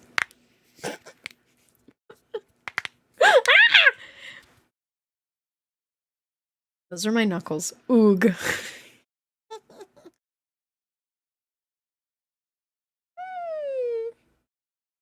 Okay. We're gonna keep reading now. Tuesday the 10th. Dear Dumb Diary, Angeline was stupidly right. I wasn't expecting a pimple. I was bruised. Wait, what do you mean you weren't expecting a pimple? She literally was expecting a pimple. Oh, I see what she means, because she said she's pregnant with a pimple. I wasn't expecting a pimple. I was bruised. The sensation faded, and it's clear to me now that it was not one of those underground volcano zits after all. However, it can't be stressed enough that rightness and wrongness seem about the same when performed by people you can't stand. So, all you people out there that we don't like, take note of this. Whether you're right We're wrong. We're just gonna treat it like you're wrong, so don't bother working too hard to get it right. Wrong and wronger. She's so right, though. She's so righteous. My science teacher, Mrs. Palmer, gave us an assignment today to create a diorama of a great movement in discovery, like when the minivan or gravity was invented. A diorama, Dumb Diary, is basically a shoebox in which you glue things, and then you get a bee. There's more to it than that, but don't ask Mike Pincetti to explain. The last shoebox diorama he did still had the shoes in it. That's funny. That's funny. That's a reoccurring character, Mike Pincetti. We haven't really heard from him, in this book so far. Maybe he's just a little minor character. And why do teachers want our shoebox dioramas anyway? They're probably building some sort of teacher fortress to grade papers and drink coffee and bore each other in. Oh, the coffee moat. That's funny. Man, I want to go back to the era before gravity. All my burdens would have been a lot lighter to carry, but hey. Hi, Wyatt. Hello. Isabella came over tonight after dinner to work on our discovery dioramas. I put those little quotation marks around that phrase to indicate that we only said that's what we were going to do. What we really wanted to do was practice standing for the dance. Standing again? Oh my god. I wonder why quotation marks mean that you're lying when you use them like that. Maybe it's because the lie is a huge load of stinking garbage and the quotation marks are supposed to look like little flies buzzing around it. That's silly. Look at those things. Everyone's saying hi to Wyatt. Hello. Oh, you socks are so nice and welcoming. Isabella worked really hard to help me figure out some good ways to stand at the dance. I think I've mastered 3 important stands. Number 1, standing here, but moving just enough to prove that I'm into music. Number 2, bored, but oh my gosh, I'm so cutely bored. 3, standing here, but anybody can tell I've got cooler things to do. I mean, come on. Why are her legs, out so far? They're out far enough for someone to, climb in between them. I'm thinking of the SpongeBob episode where everybody is, standing with their legs apart, and then, someone is going in between them. Is someone, getting their butt slapped or something? She woman spreading. She girl spreading. Oh my god. Who's this furry? Oh my god. Isabella has mastered a couple of stands that very few people pull off. For instance, 1, why don't you come over here and I'll make you eat one of your shoes? 2, I'm cute, but in the way a porcupine holding a match and a stick of dynamite is cute. 3, I love this song, so unless you feel like meeting a paramedic soon, I wouldn't interrupt me right now. Jamie's a furry, confirmed. Yeah, look at the way she's... Oh my god. This is nutty. Everyone's making JoJo jokes in the chat. I've only seen the first, season, and then, or no, not the first season, the first part, and then, a few episodes of the second part. So that's where I'm at right now. Bombastic side eye. We know what you are, Jamie. Isabella helped me so much with my standing that I feel totally terrible about ditching her for tacos with Hudson. But hey, what do you know? Now I don't. Wow, I got over that fast. You'd think a person would take longer to recover from 10 totalies. Guess I'm just a strong person. Plus, I'm really sweet. I'm like a very muscular bunny. Okay, Jamie. Okay. I don't think Jamie is a real one. I think she's a fake one. I think she's a big faker. Wednesday, 11. Dear Dumb Diary. Oh, man. Right in the middle of art class today, Uncle Assistant Principal Devin and Aunt Carol came to the door and asked Miss Anderson to step out into the hall for a chat. Aunt Carol looked so mean and angry that for a minute, I almost thought she was my mom. My future uncle looked distressed and confused. After about 2 minutes, the 3 of them were doing that sort of angry, whispery, private talking that is a signal to others to drop everything and listen more closely. A known science fact. The more quietly people argue, the better your hearing becomes. Her big ass ears.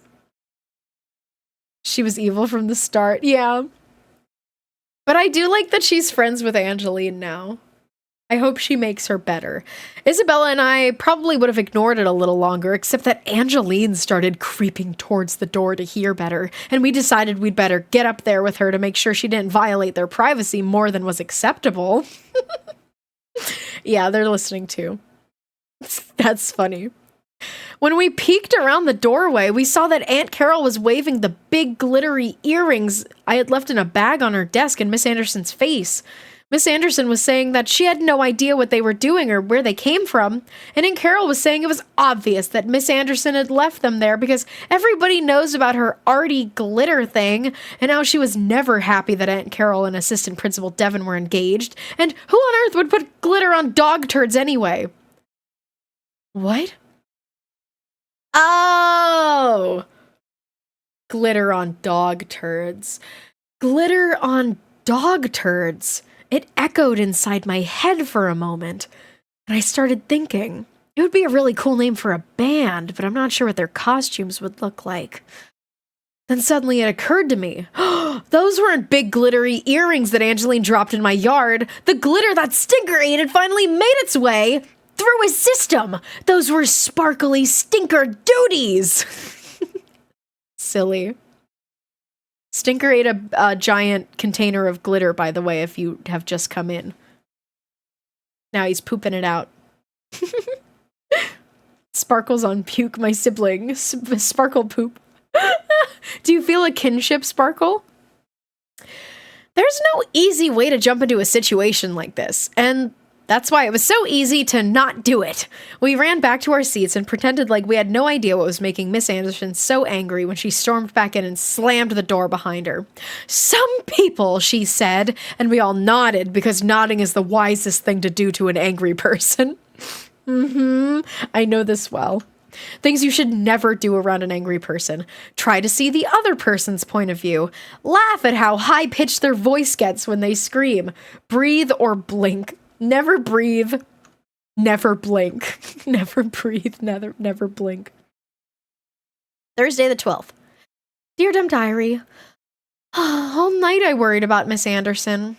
It didn't help that Isabella told me that the turd leaving is probably a hygiene crime. She told me about this one girl from another school who sneezed underneath one of those plastic sneeze guards at a salad bar, and as a penalty for her hygiene crime, the judge made her work at that restaurant for the rest of her life. I know exactly that really, really old waitress she's talking about. She's one of those waitresses who's so old that you feel bad asking her to bring you your food. You want to tell her to sit down and that you'll go get it.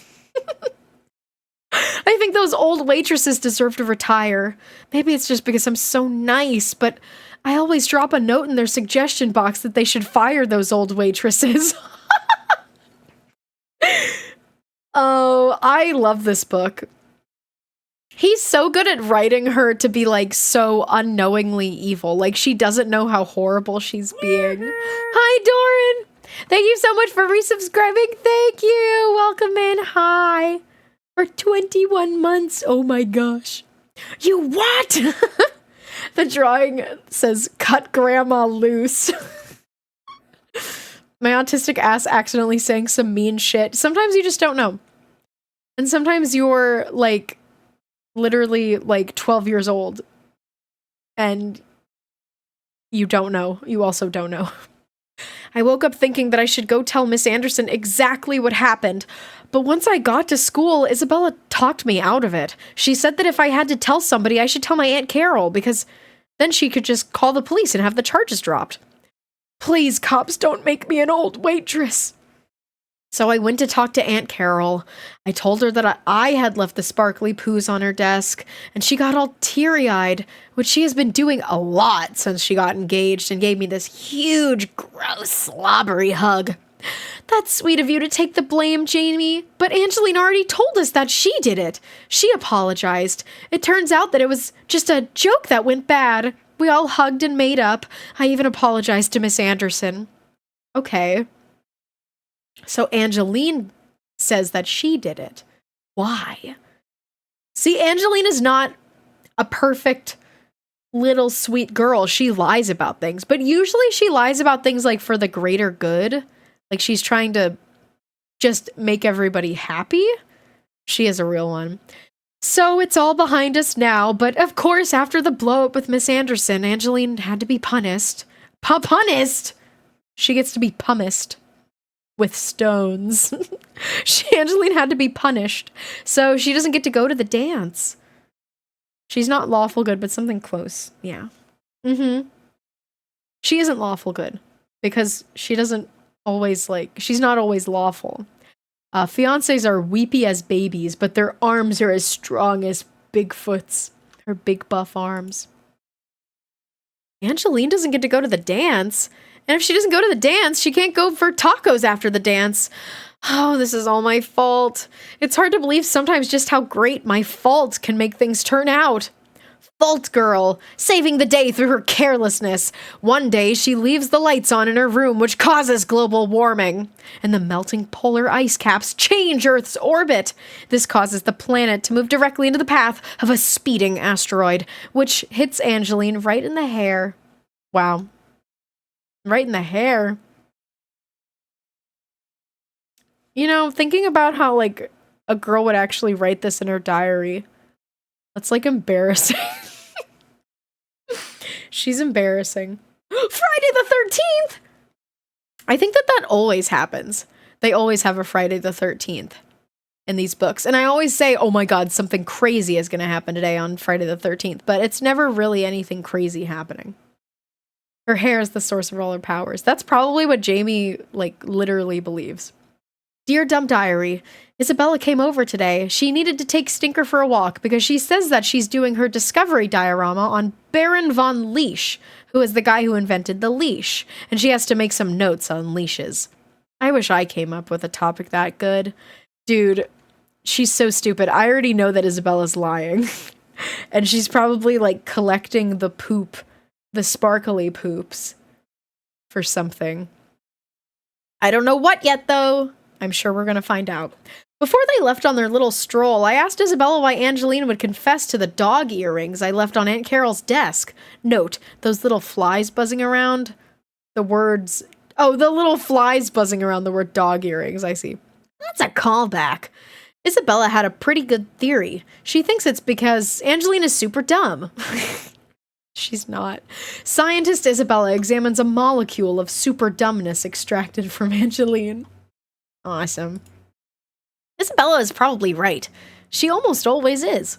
When I think back on all the things I've seen Angeline do, the one thing they all have in common is that they're dumb.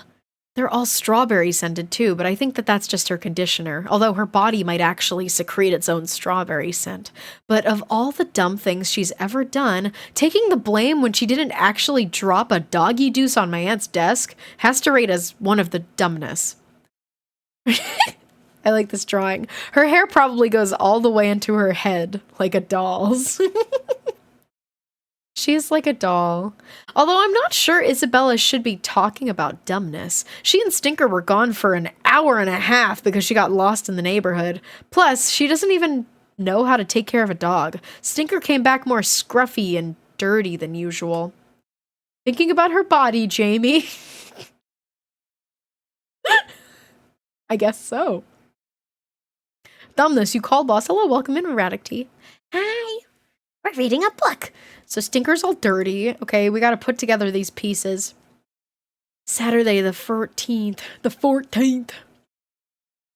Angeline being a living equivalent of a strawberry shortcake doll would be a hell of a plot twist. Yeah, I don't know how they would do that. Dear Dumb Diary, first thing this morning, my mom told me that Aunt Carol was taking Angeline, Isabella, and I to buy shoes to replace the clogs.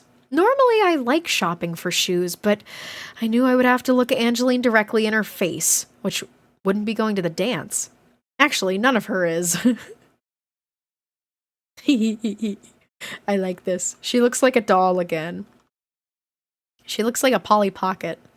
We picked up Angeline at her house, and when we got there, she was sitting outside brushing Sticky Buns, who has gotten even prettier. Angeline's evil beautification skills at work.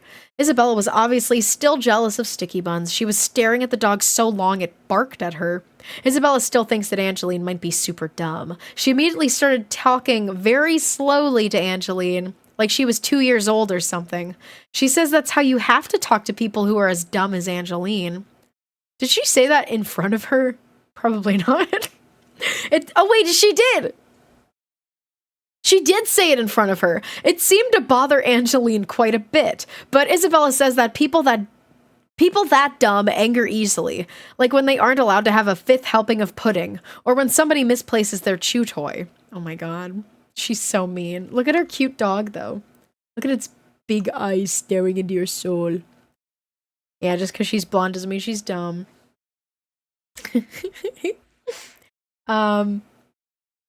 Let's continue.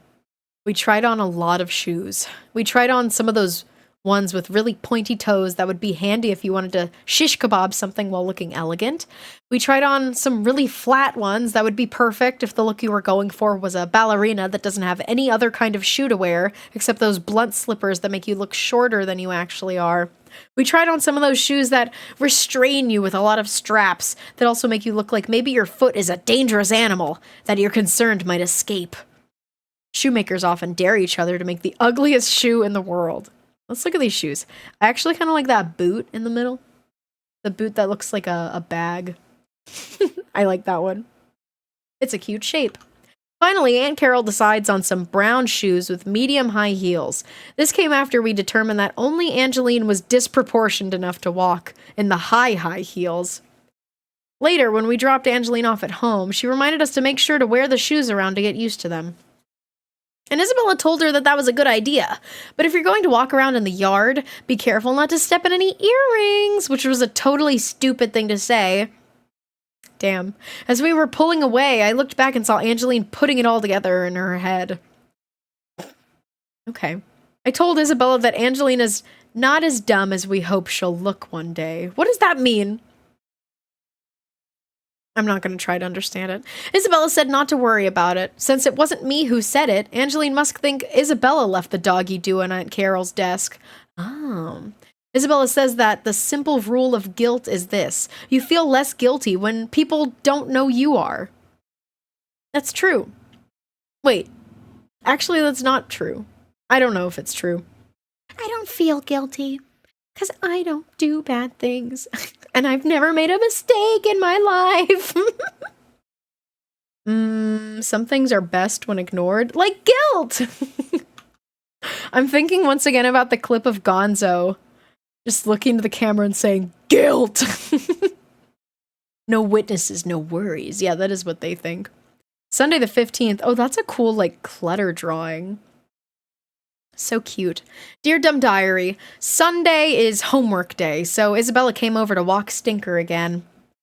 She said she misplaced the notes that she made last time, and get this, she got lost again, and Stinker returned all dirty and scruffed up again. Dude, what is she doing? While they were out, I spent about 2 hours in my room looking for a book I got from the library about inventors.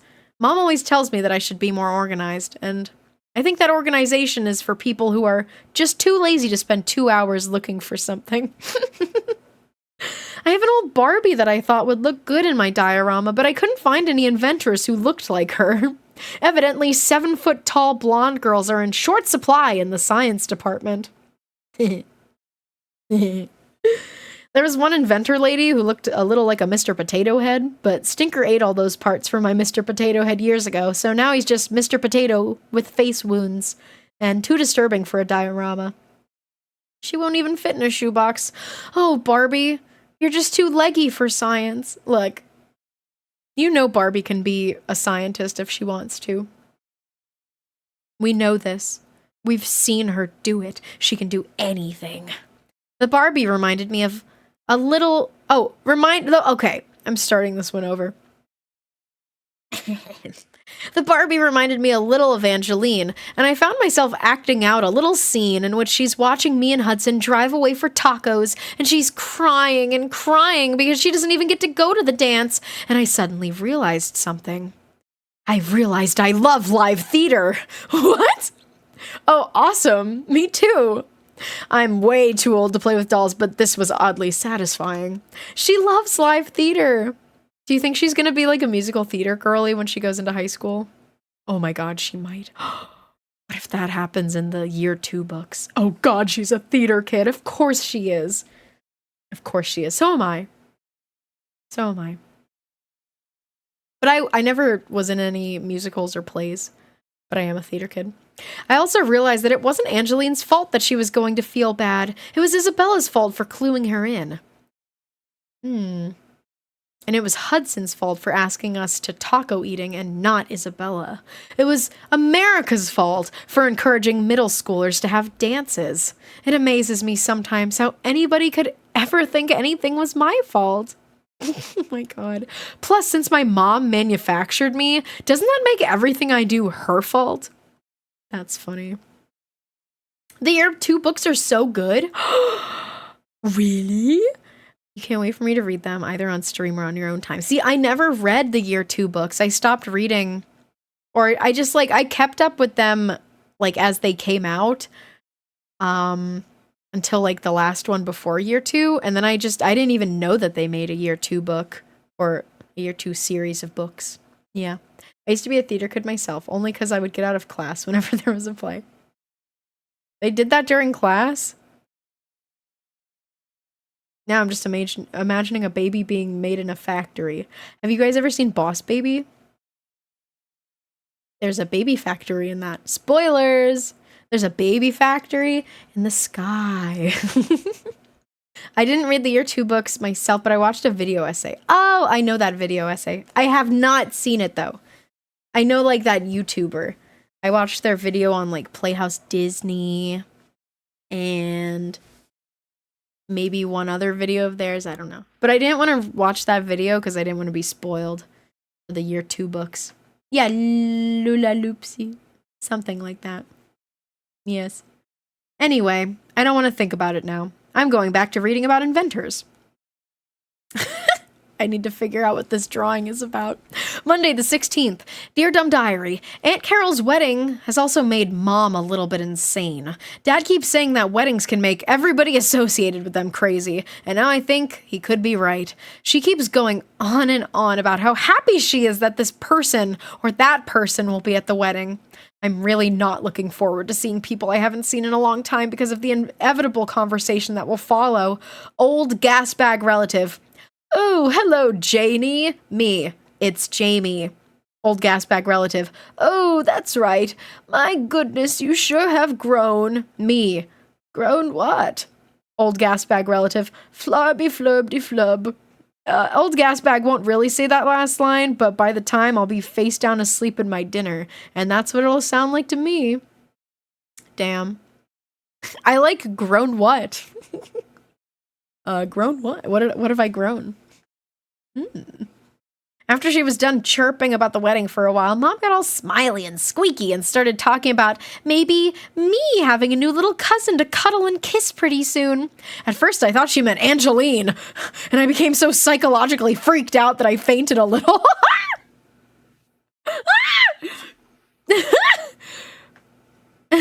Cuddle and kiss. She's not ready to unpack that one. She's really not. Oh my god. At first, I thought she meant Angeline, and I became so psychologically freaked out that I fainted a little. While Dad was getting ready to call the hospital, Mom said that she meant that Aunt Carol and Uncle Assistant Principal Devin might have a baby one day, and that would be my new kissy cousin. Girl, freaked out or flustered? She has the vapors. I have the vapors. I need to go sit down. I need to go to my fainting chair. That thought almost made me insane forever.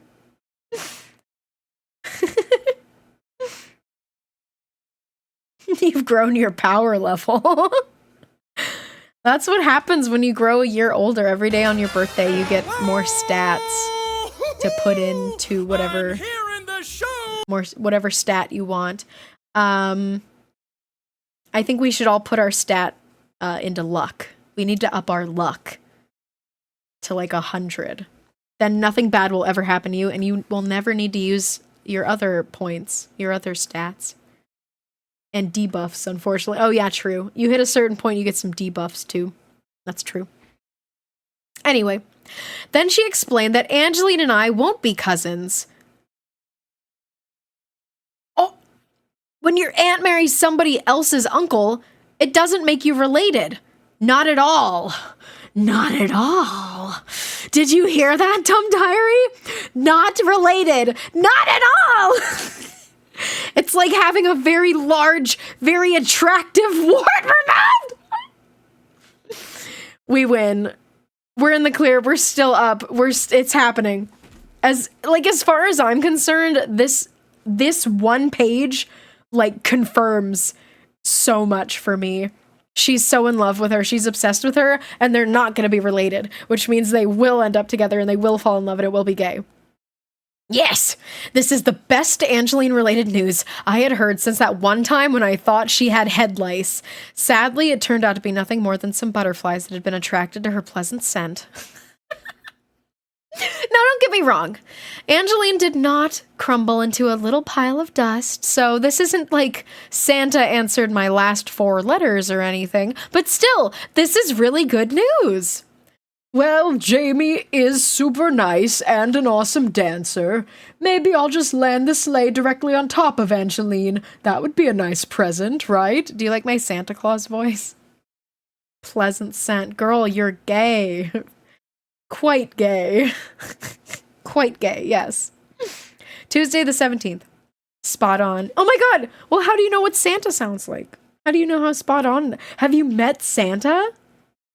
Why do you know what she smells like? Because she's around her so much and she's always inhaling so deeply. She's always inhaling so deeply to smell her strawberry scent. She's so gay. Anyway, Tuesday the 17th. Dear Dumb Diary, today in science, Mrs. Palmer taught us that a few of the great moments in science that were so great and so momentous and significant to humankind that they might deserve to be depicted inside an old shoebox. Ooh, this guy discovered the cure for anything and everything. Yay! Thinking about the diorama that someone will make of them one day. Like long ago, there was this one person who decided that she was tired of walking everywhere, so she caught a horse, saddled it, and forced it to take her places. Awesome. After that, other people decided that horses weren't good enough. They decided to force dirt to turn into steel so they could bang it into cars and then pump oil out of the ground to make the cars to run the cars so that the cars could take them places. Okay. We got there eventually. And now there are people who think that cars aren't environmental enough, and they plan to build machines that turn corn into fuel that will power the cars to take us places. I like the drawings of the girl on the horse in both of them, just kind of like staring. Staring confused. Okay, now she lost me. Yeah, me too, kind of. Hello, dearie. I've arrived in mine abode. Hi, welcome home. Oh my god. I feel like I remember looking at this drawing on the right and being like studying it. I don't know why. I've said this before. I kind of say this every time we read one of these books, but I'm scooting my chair forward. But this art style really, really impacted my art style growing up. And also I love the way that women are drawn. I love drawing women. I love women. Bouncy, bouncy. I sure am. I raised my hand and pointed out that we could just feed the corn to the horses and solve a few problems right there. That's true. But here's the thing, Dumb Diary. Teachers say that they want you to participate and be clever, but you have to time it just right, or they think you're being a smart mouth. Miss Palmer was right on the verge of making some big science point. I must have broken her train of thought or something, because she sent me on a made-up errand to the office to see if she had any mail.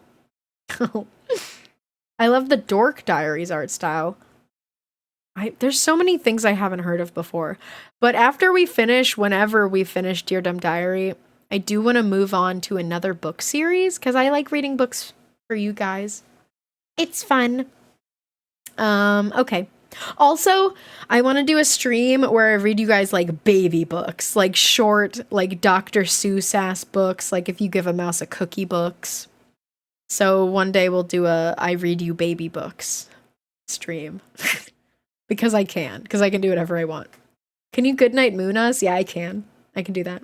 Goo goo gaga? Yes.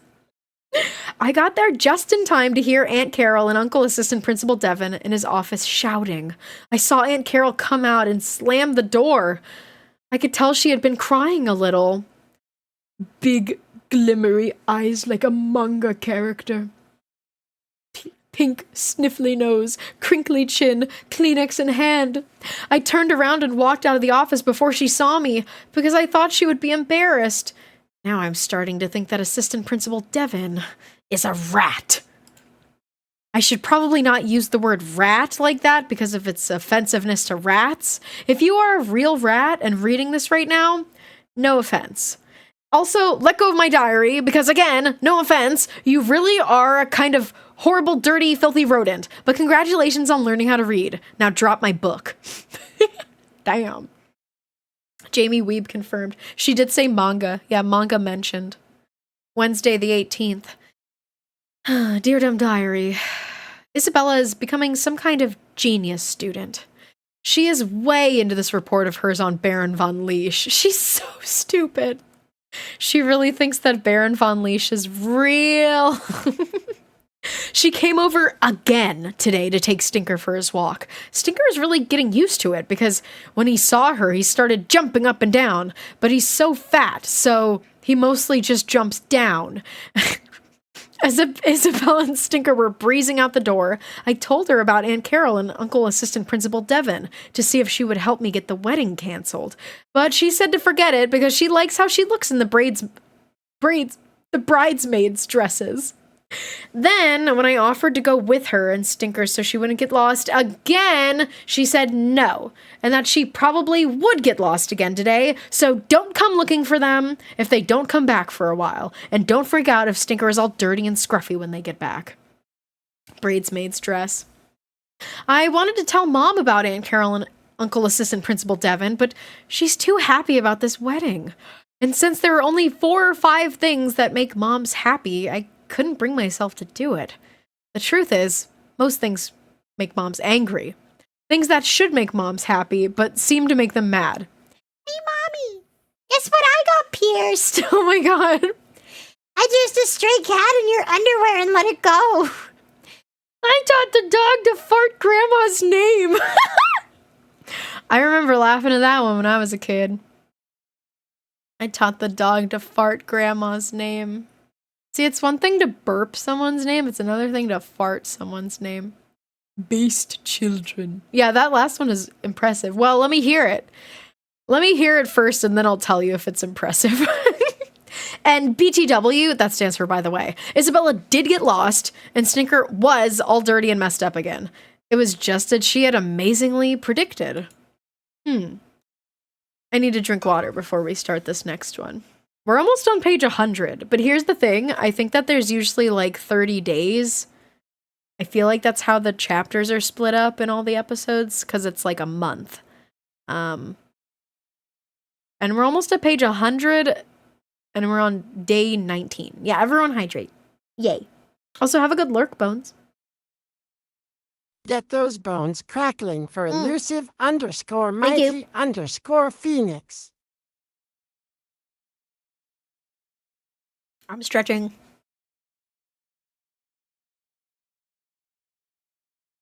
Okay. Imagine Isabella is just messing up Stinker's fur for an hour. I know that she's like planning something devious. And I'm guessing she's been picking up the sparkle poop, but I don't know what she's going to do with it. It will all come together in the end. We keep forgetting to water you, Jules. Apollo cheese. It's okay. It's okay. I really, really appreciate people using the hydrate redeem on me because I do kind of forget to drink water sometimes. But for like a reading stream when I'm talking a lot, I'm kind of like, right now at least, I've been able to like force myself to drink water because I know that I need it. Alask. Glask? Are you referencing that bird that goes glass? Glask.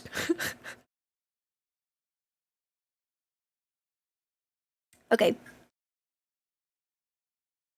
Here I go. Shrek. His name was Apollo. Oh, yeah. Apollo African Gray. Flask. Metal. I do love that bird. Fuck! We're on a break. Okay.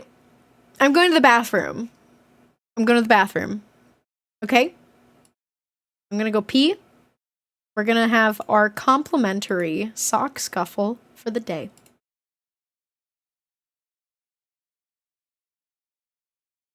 Okay. Now's your time. If you want to join the sock scuffle, all you have to do is be active in chat. I'll be back.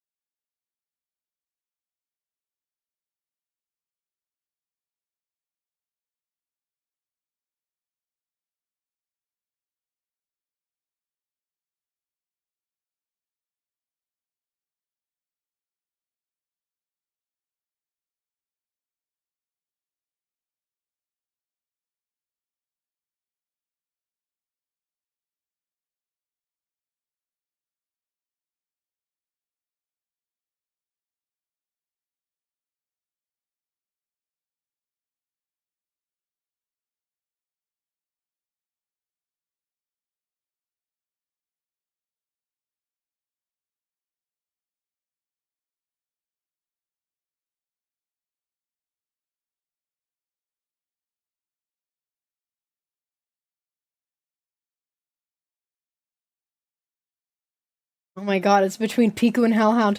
Whoever gets this hit wins. Oh my god, Piku!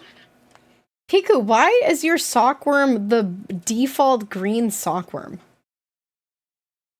I know that you can get a better one than that. Especially with that 500 lint you just got. Damn. You lasted for longer than you thought. Wow, judgy much? I just know that Piku... If Piku looked at all of the sockworms we had, she would not pick the basic green one. That's all I'm saying.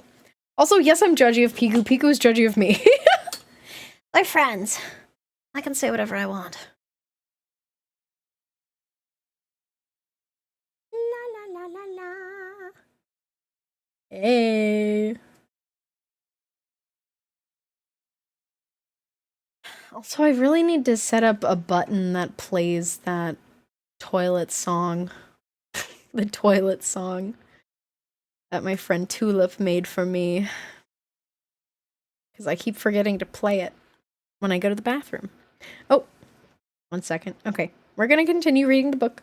We're on day 19, page 96. Check on Budo. Hi, Budo. Hello, baby. Okay. Thursday the 19th. Dear Dumb Diary, Isabella and I were eating lunch today. Meatloaf. Meatloaf is what they always do to us on Thursday. Now, don't get me wrong, not all meatloaf is bad. Isabella's mom makes this unbelievable meatloaf that is so delicious. It's probably the second best thing a cow could wish for. Best thing cow could wish for, not being meatloaf. Cow's plan A, cow's plan B. I was so focused on being intensely mad at Uncle Assistant Principal Devon. That was designed to be hard to read. Uncle Assistable. Uncle Uncrustable. Thank you for lurking. Have a good one. I was so focused on being intensely mad at Uncle Assistant Principal Devon for making my aunt cry that eating good food would have been all wrong. The meatloaf was a perfect choice of dish to accompany that kind of rage. I need to check on Budo again. Not doing anything crazy, are you? Don't even think about going behind my computer. Okay. Like, you know how there are just some foods that while you eat them, you just can't stay mad? Like those ice cream cones they make to look like little clowns. I couldn't stay mad if they gave us those for lunch. Nobody could. Maybe for our next war, we should drop those on both sides. That's a great idea. I agree. I love an ice cream clown. That scoop would be falling out of the cone. Yeah. Yeah, it would. Oh well. Oh my god, look at it. Yes, Jams, who rated us earlier, has an emote of a clown cone. It's so silly. I love it. Anyway, Aunt Carol and Uncle Assistant Principal Devon walked past our table, and Isabella decided to cleverly drop hints to them about the crying incident. Why were you crying in the office the other day? She cleverly hinted. All the cleverness of her hint made me cleverly choke a little. Isabella says there's nothing wrong with just blurting things out. She says that blurting is merely like kicking with your mouth. Aunt Carol said, "Just nerves, Isabella. Weddings can do that to people. It was some silly thing. I can't even remember now." Then she started to walk away, followed by Uncle Assistant Principal Devon. Here's where I thought, I see. It's all clear as can be. Okay, well, I guess we can drop it now. But as they turned to leave, Isabella grabbed Uncle Assistant Principal Devon's sleeve and added, like a person who was not dropping it now, "Good, because I really want to wear that dress, even if Jamie hates hers." Yep, cafeteria meatloaf was actually the perfect dish to go with today's conversation. We're on page 100. I love this drawing. I love the clutch. Isabella's so scary. She's such a scary middle schooler. Luckily, Aunt Carol did not hear Isabella. I know, because Mom was not insane when I got home, and she would have been if Aunt Carol had called her with that little tidbit. Dad goes insane, too. Here's a few examples. Oh my god. When adorable daughter forgot where she buried the TV remote again. When trying to open an assembled toy. When asked to form an opinion about drapes. Yeah. Sometimes people just don't know what to say about drapes. I know what to say. I'm a big interior decorator. Have you noticed? Have you noticed by the look of my awesome house that I care a lot about interior design? Anyway, it's Friday the 20th. Dear Dumb Diary. When I got home, I found a big present on my bed from Aunt Carol. Evidently, there are a lot of presents given around weddings, and it's hard to argue with a policy like that when you're unwrapping one. I agree with me getting stuff. Me too! You know, I don't always agree with Jamie Kelly, but like sometimes she says things and they really do speak to me. I agree with me getting stuff. Yes. It really is awesome and epic. The house, I mean. Thank you! I love my house. My happy house. Here's the note that came with it. I couldn't help but notice that she had placed the flies in the correct position. Wow, they're really keeping the flies quotations joke going. Okay, let me read this to you. Dear Jamie, thank you so much for being one of my bridesmaids. You, Angeline, and Isabella are going to make this such a special day for us. Often the bride gives her bridesmaids a piece of jewelry as a gift, but since we had that unpleasantness with the earrings, your future Uncle Dan suggested dresses and shoes instead. He even helped pick them out. Can't wait to see you in them at the rehearsal. Love, Aunt Carol and Uncle Dan. Okay. Since the bridesmaids' dresses are so barf-tastic, I was afraid of how this new dress was going to look on me. But incredibly, I looked pretty good in it. Aunt Carol had all my measurements, so it fit perfectly. Dude, I have to, like, burp. Good thing I burped so quietly. Did you even hear it? Probably not. Oh god, oh fuck, they're approaching. It's a really simple dress, and it's a deep chocolatey brown, like the way chocolate stuff looks on menus. It was like something Miss Anderson would wear, and I have to admit, I looked better than pretty good in it. Hi, dummy! Hello!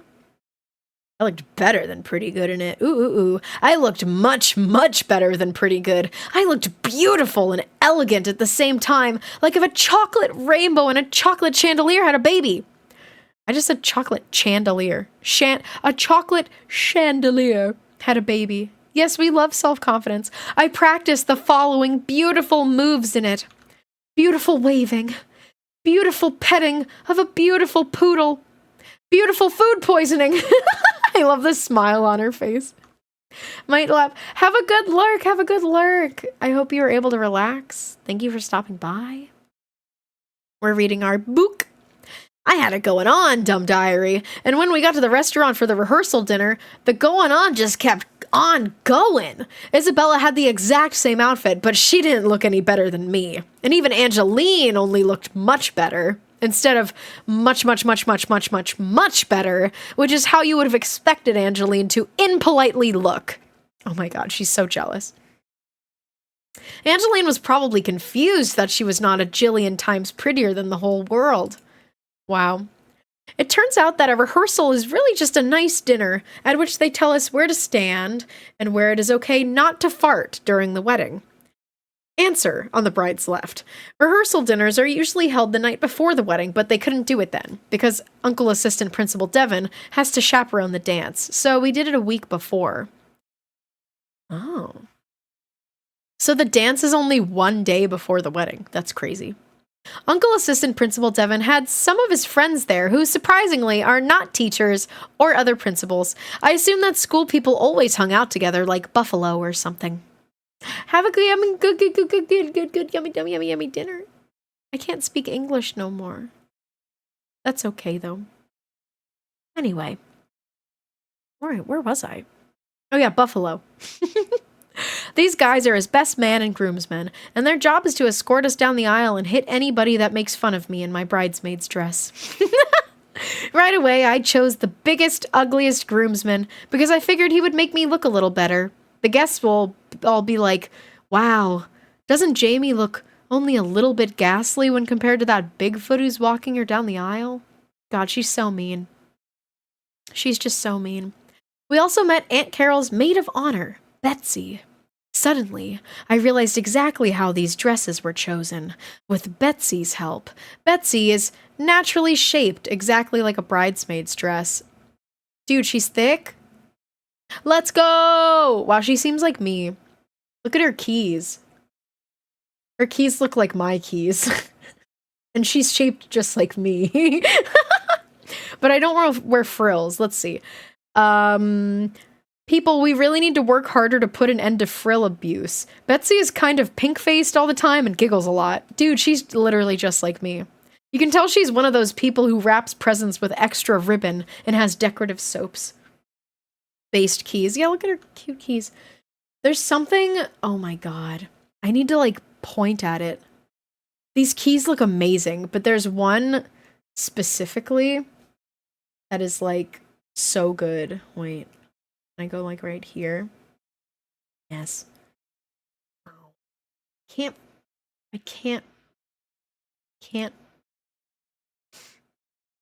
This thing is being stubborn. Okay, right here. There's like a little doggy thing right here, and I want it.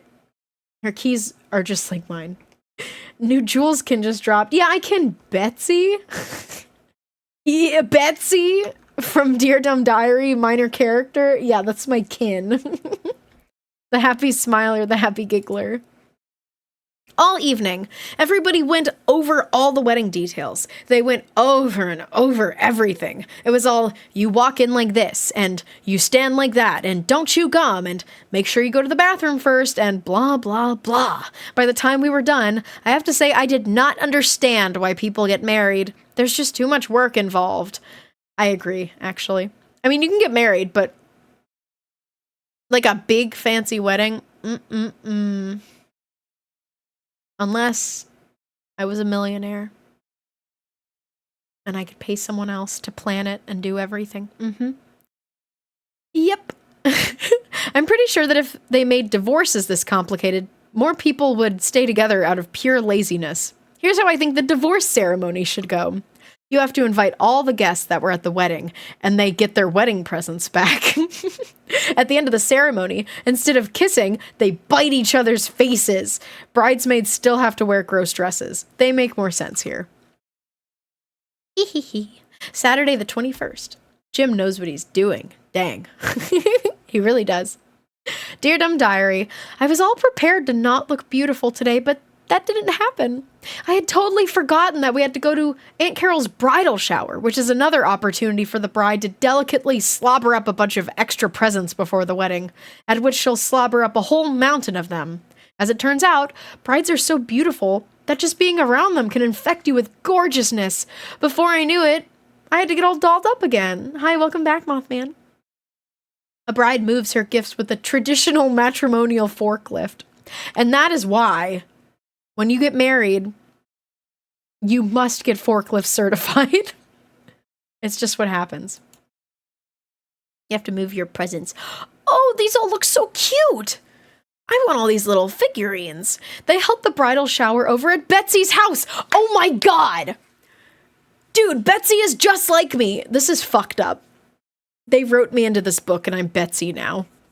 The maid of honor who made all the ruffles. Guess what? Her whole house looks like it's made out of bridesmaid dresses. It's like a museum of adorableness. There are darling little lace doilies under everything and countless little statues of precious children and poodles with their heads cocked adorably.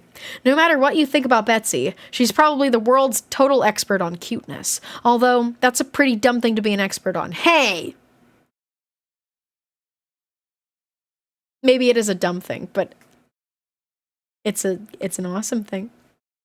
That's some nightmare fuel. I think it's cute. I love the little kid holding the ice cream, and I like the girl holding the basket. I want those. The bear is cute too on the right. I love all their cocked heads. And isn't it dumb to be an expert on glitter, Jamie? Exactly! Exactly! Tell her how stupid she is. Well, neither are dumb. Okay, true. Of course, Angeline had to bring a photo of her little sticky buns to show everybody, and yes, it did have its head cocked like a professional ceramic statue. But I don't think we can rule out the possibility that Angeline held it in that position with tape and wire just for the photo. Don't tell this middle schooler how stupid she is. True. Caution, looking directly at this picture could cause cavities. Her dog is so cute. I love how its hair looks just like Angeline's hair. It's great. Oh, I guess it's fur, the ears. Sunday the 22nd. Dear Dumb Diary, Isabella came by again to do some leash research with Stinker. I've never seen Stinker happier to see somebody. They were out for hours, and Stinker came back all dirty and scruffy again, but I guess that's the price he must pay for education. I haven't even figured out what to do with my diorama yet. I'm starting to worry that next to Isabella's, mine is going to look less like a diorama and more like a diarrhea.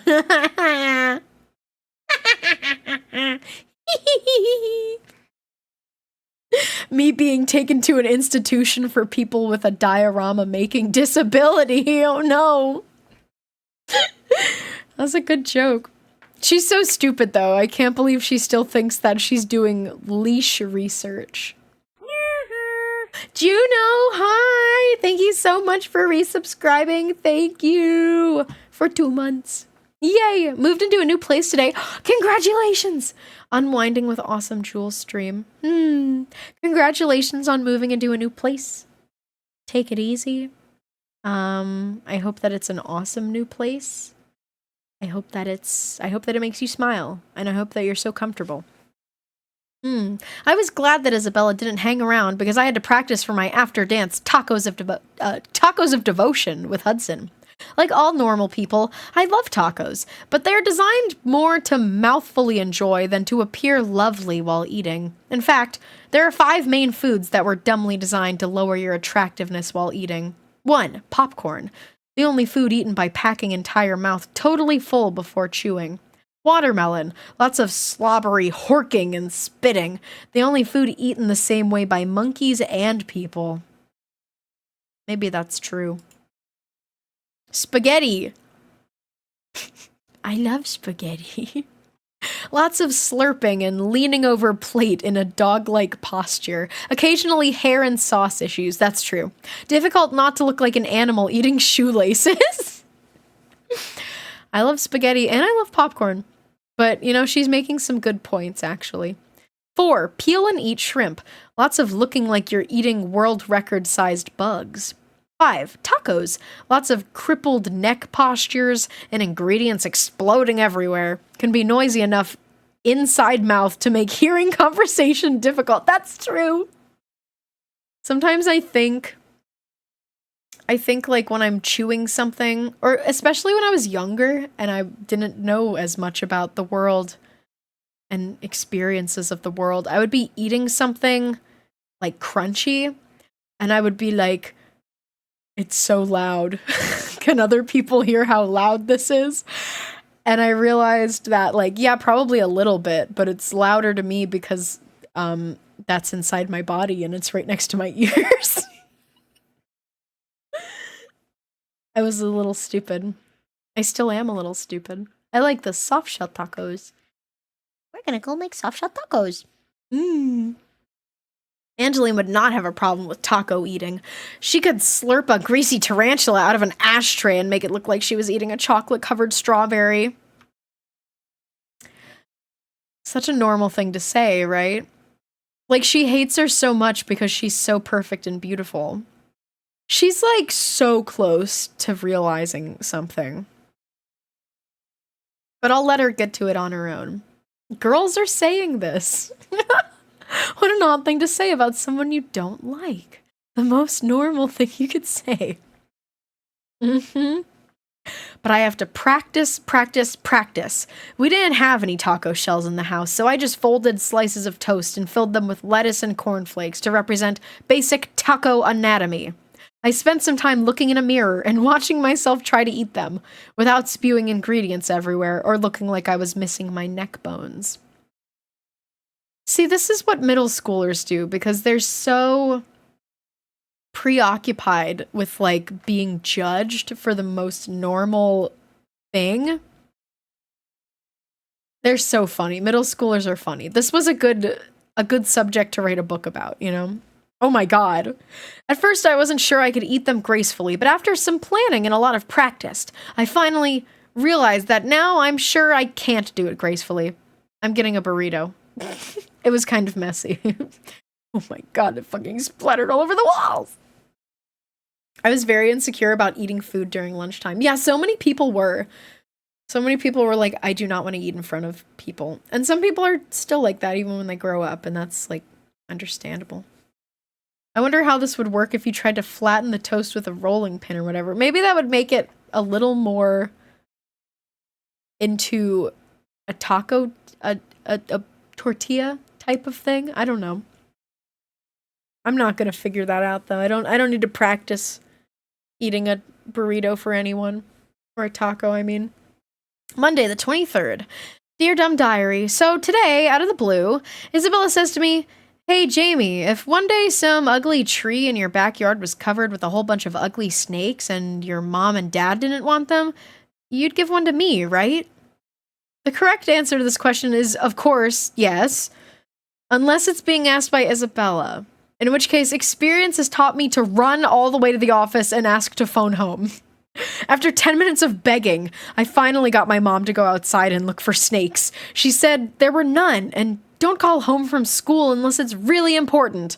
If Isabella says the word snakes and in your backyard in the same sentence, trust me, it's really important. But Mom doesn't know Isabella like I do, so she couldn't fully grasp the severity of the situation.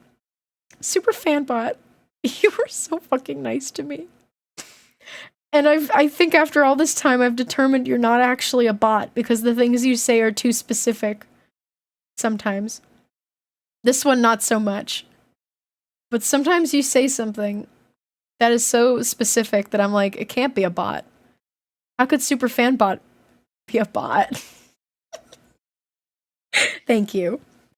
I want to look at this drawing. 1-ton teddy bears? I always pay attention to whatever Isabella says, even if it's just something about teddy bears. Your unhinged friend saying, so, hypothetically speaking, yeah, Isabella is scary. There's always, like, a reason to the things she does.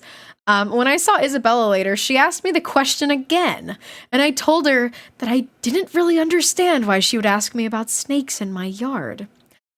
Okay, let me rephrase the question, she said. Let's say you bite into a burrito, and a bunch of spiders crawl out. Would you let me have one? OMG. Does she know about the tacos of devotion I'm having with Hudson? Darn it, Isabella, we weren't BFFs when I accepted the invitation. And now I can't even order a burrito. Oh my god. She's not even thinking about what Isabella's saying. Ah!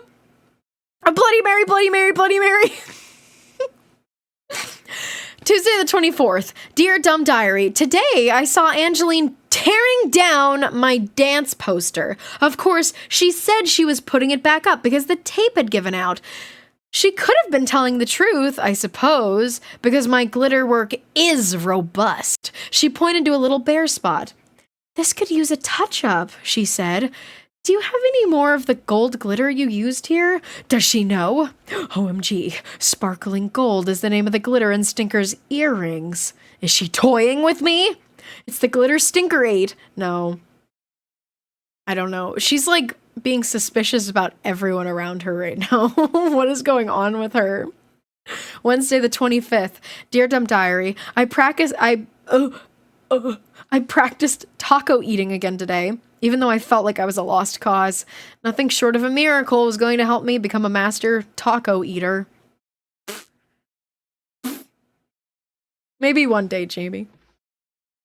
When you get older and you realize some things about yourself,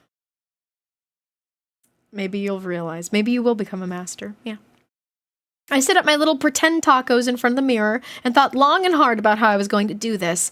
And when I went to take a bite, I spotted my cute self in the mirror with my head cocked. This drawing is so scary. This isn't even trying to be subtle at this point. Ah! Oh my god, is that Betsy? It was a miracle. Oh my god. I love Betsy. It was a miracle.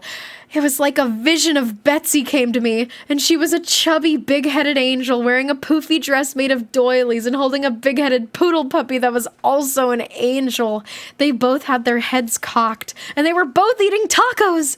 I didn't really see this, but this is probably what I would have seen if I was a vision-having type of person.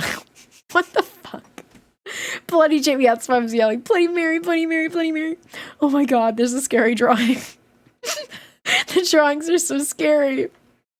With my head in the pre-taco position, I looked exactly like one of Betsy's adorable little figurines. I made my eyes bigger and was suddenly almost so preciously cute and innocent that I almost pooped. In that moment, just before I take a bite of taco, I am posed in the most adorable pose in the known universe.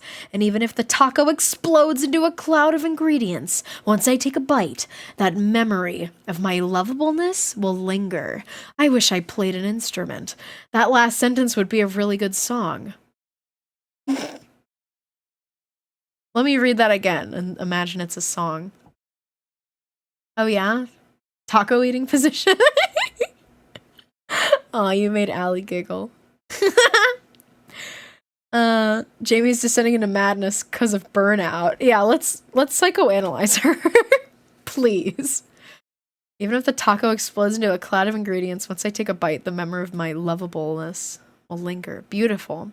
I suddenly realized that Betsy's Museum of Adorableness isn't so dumb after all. It stands as a shining example to all humanity of how you should hold your head to look cute. See? It works for everybody. Scary. Scary. Do you guys think it's cute? Are they cute? What do you think? No. Okay. Thursday the 26th. Dear Dumb Diary, I had a horrible dream. I dreamed of Angeline, which is horrible all by itself, but it gets worse.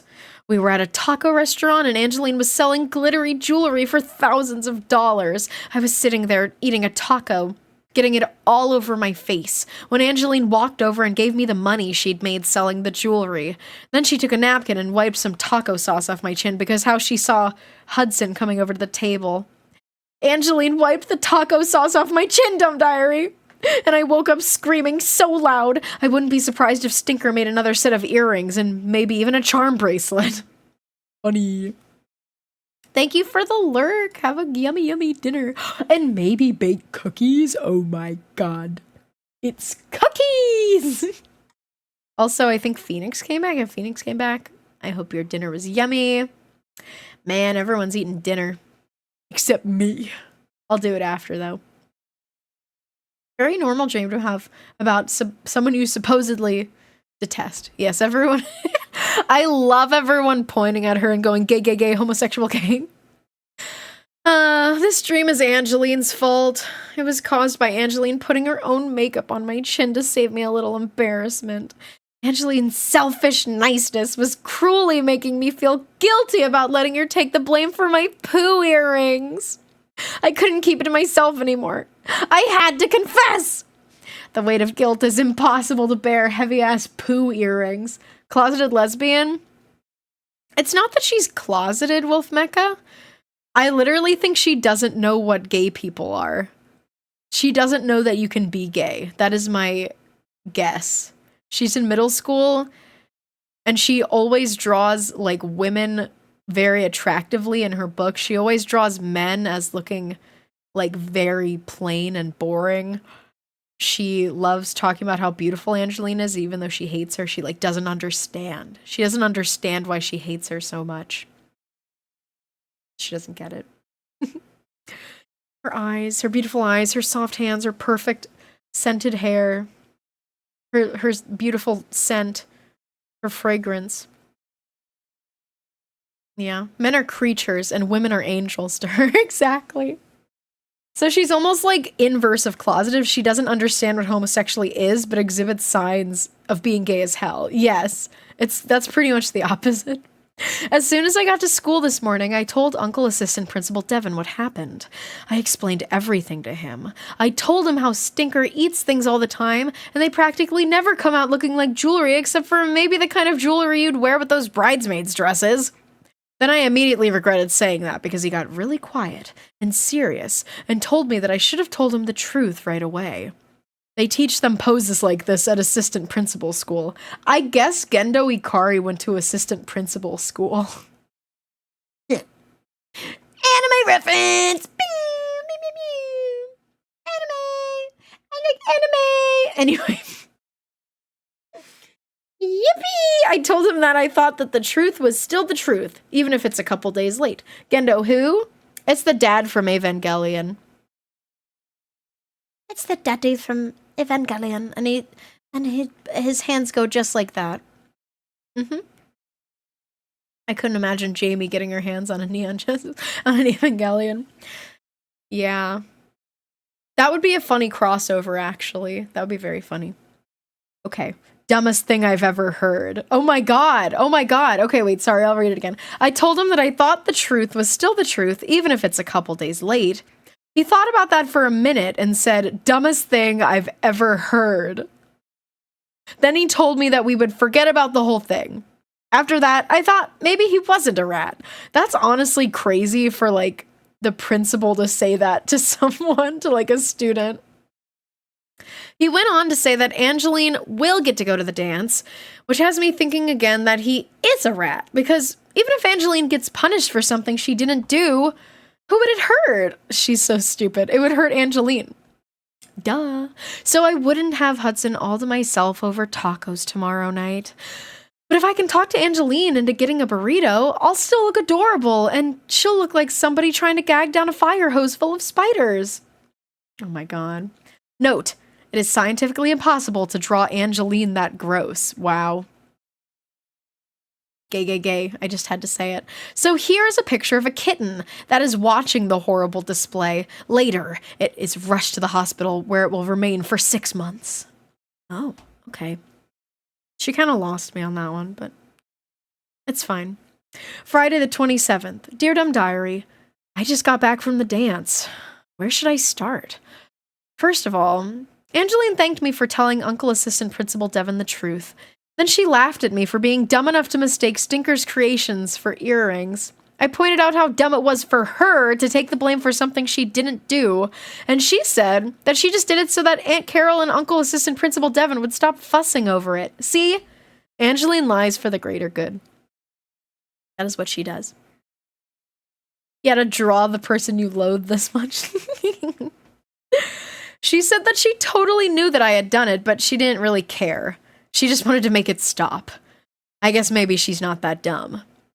I'll bet big, sparkly duty earrings are a huge fad someday.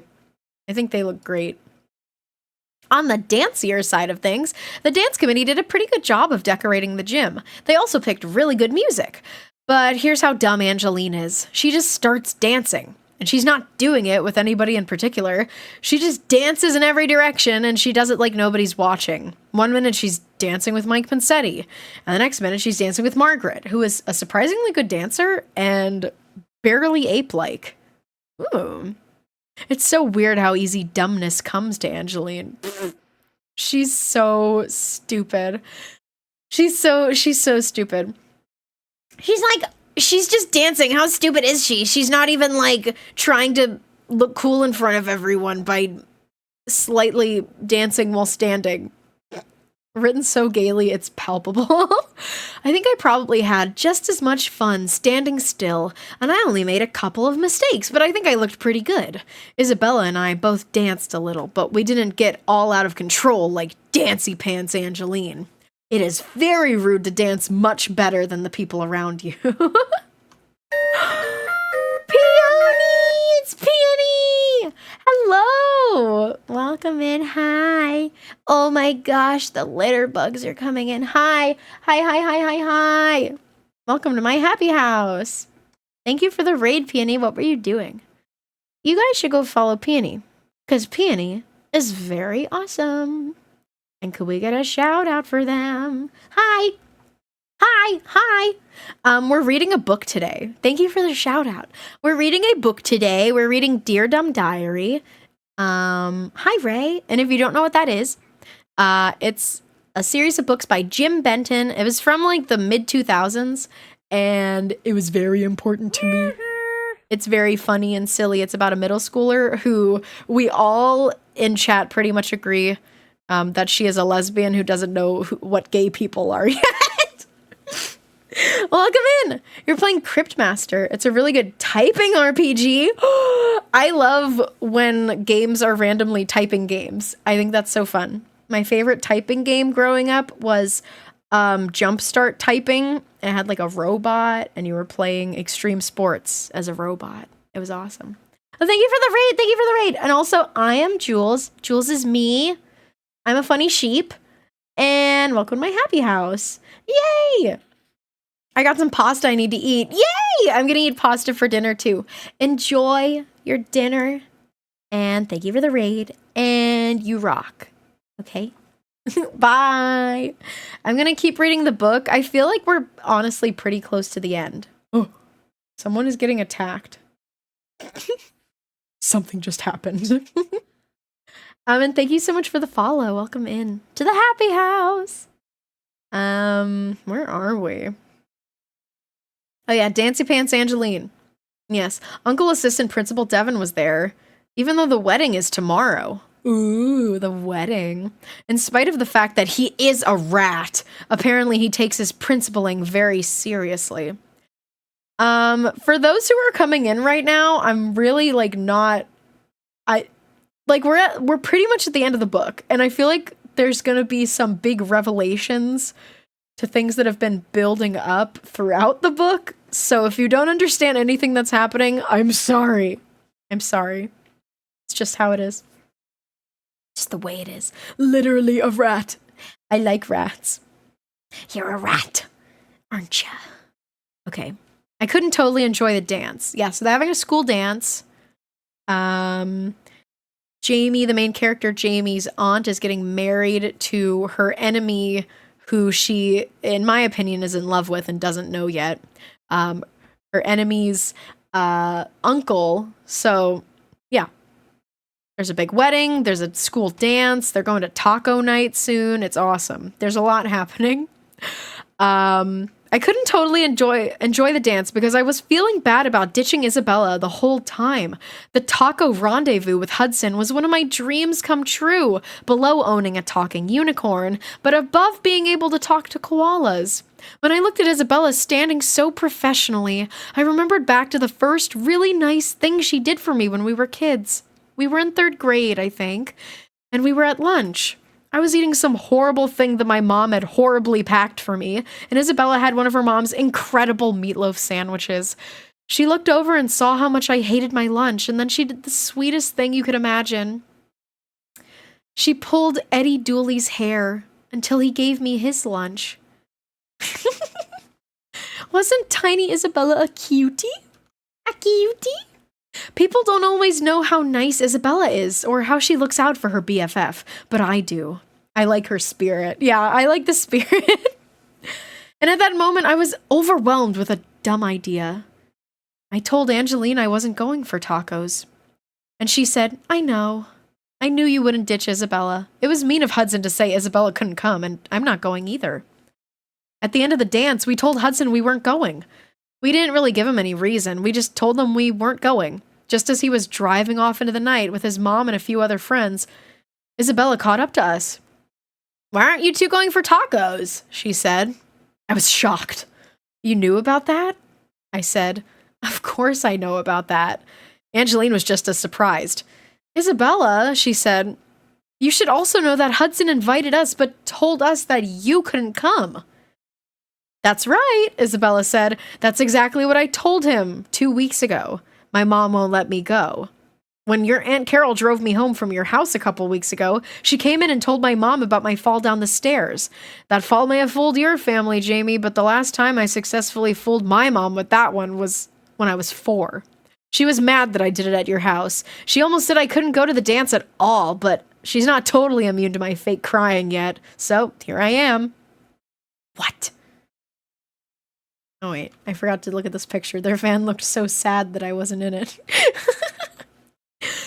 But when I told her that Hudson asked me out for tacos after, she said I couldn't go as punishment. Hudson asked me before he asked you to. I told him I couldn't go. Jamie, I would have told you, but we were fighting that day. It just hasn't come up since. I can't go. She can't come. He was just telling us what she told him. Oh.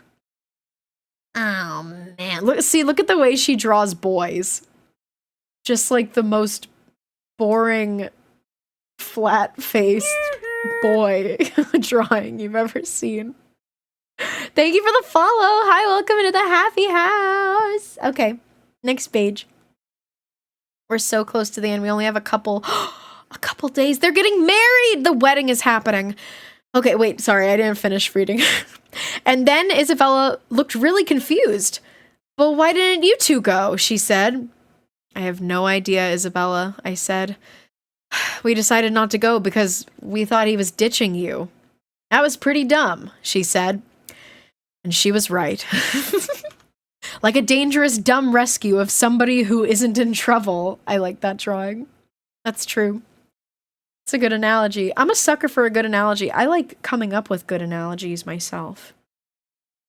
And when I make a good analogy, I feel really good. I feel really good about it. I'm like, that was a good one, Jules. Saturday, 28. Dear Dumb Diary, today was Aunt Carol's big day. For some reason, I did quotation marks with my fingers, even though you can't see them. So just imagine that. Today was Aunt Carol's big day. It started out with a panicky phone call from Aunt Carol. Uncle Assistant Principal Devin had picked up the bridesmaid dresses after they were altered, and and left them in his unlocked car. Get this, somebody stole them. So we had to wear the dresses we wore to the rehearsal dinner. Stole them? Maybe criminals aren't all bad. He's so lying about that. But that's okay. That means Uncle Assistant Principal Devin is on Jamie's side. That makes me happy. I wish I could be put into more analogies. Okay, I'll think about that. I'll note that. Stole them. Maybe criminals aren't all bad. That's funny. We don't say enough nice things about horrible human beings like thieves. It worked out fine. We all looked great. Even Betsy. Her dress wasn't stolen since it didn't need to be altered and she had it at home. She still had all the precious adorableness she loves. And let's face it, the girl can work ruffles. Betsy was made for mating. The teachers who came to the reception looked good too, even Miss Bruntford. She had on a big flowery dress that kind of made her look like a couch standing up on its side. But still, a really nice couch. She's so mean. She's so mean, but that is funny. I hate to say it. Betsy looks great in that pose. Betsy looks great always. I love Betsy. I kin Betsy. Being an art teacher, Miss Anderson is an expert on good-lookingness, and today was no exception. Her dress, shoes, and lipstick were all laser pointer red, and her fingernails looked like if Barbie turned into a werewolf. That's good. But Aunt Carol, being the bride, was legally entitled to be the prettiest one there, and she was. And even though it looked like they had crammed her into the wedding dress, she looked glamorously crammed. The wedding ceremony itself was kind of boring and long, but that makes sense because the idea is to glue two people together forever, and first rule of the road is that beautiful things take time, and you can't rush glue. She said that at the beginning. She said that at the beginning. That's why it's in bold, because it's an epic callback. I want to read what it says. Pure love. Pure love glue. Caution somewhat gross. Yeah, that's true. OMG, the callback. They always do it. They always try to do it. Kind of awesome. Not the best full circle moment in the series, but like, it was there. The reception was a lot different from the ceremony. The food was pretty good, and there were no old gasbag relatives quizzing me until I fell asleep in it.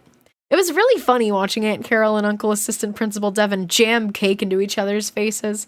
I think that may be the one wedding tradition that can be carried over to the divorce ceremony.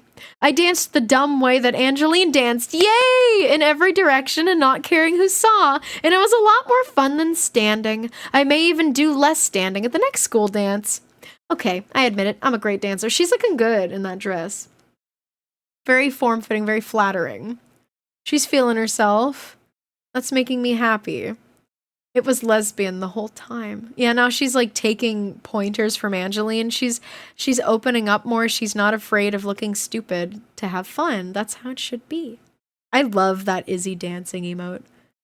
They animated it themselves. It's so good. I love to stare at it. But I have to keep reading. But I must keep reading. At some point during the night, I saw myself in a mirror in the hallway and was so grateful I wasn't wearing that ugly bridesmaid disaster. Isabella came over and stood next to me. "Nice dress," she said. "I guess you're pretty happy the bridesmaids' dresses got stolen." And then it hit me. Isabella had stolen the dresses. She was so touched that I passed on tacos with Hudson that she did this for me. "You shouldn't have done that, Isabella," I said. "I really appreciate it, but you shouldn't have stolen the dresses." "I didn't steal them," she said.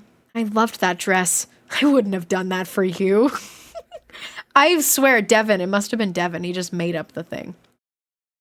I think it's funny that Isabella the whole time was like, "I'm wearing that fucking dress." So, like, I don't blame her. And then Angeline walked up, and said, "Nice dress, Jamie." Suddenly, I really realized what had happened. Angeline has stolen the dresses for me. It makes sense.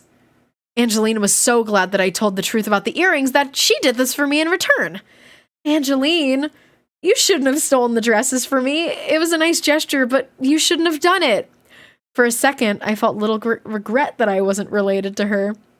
Aw, it was so nice of her to steal for me. I might even visit her in jail. Oh, Angeline laughed. "You're right, Jamie. It would have been a nice gesture, but I didn't do it. I loved that dress. I looked like $1 million in it, and Isabella looked like $1,000. I figured you stole them." Oh my god. I fucking love Angeline. I looked like $1 million. Isabella looked like $1,000. Wow. Kind of like a backhanded compliment, but awesome. "I figured you stole them." And then I was glad again that I'm not related to her. How dare Angeline think I might be a crook? Jamie, you look like dollars. You look like a dollar. Also, she added, I don't know how to feel about being related to a thief. We're not related, I informed her. We're not cousins. Of course we're not cousins, she said. We're going to be grandmas together. Wait, what? That's when Isabella just lost it. She started jumping up and down and screaming and begging me. Can I have one, Jamie? Can I please have one? Did she make their dogs fuck?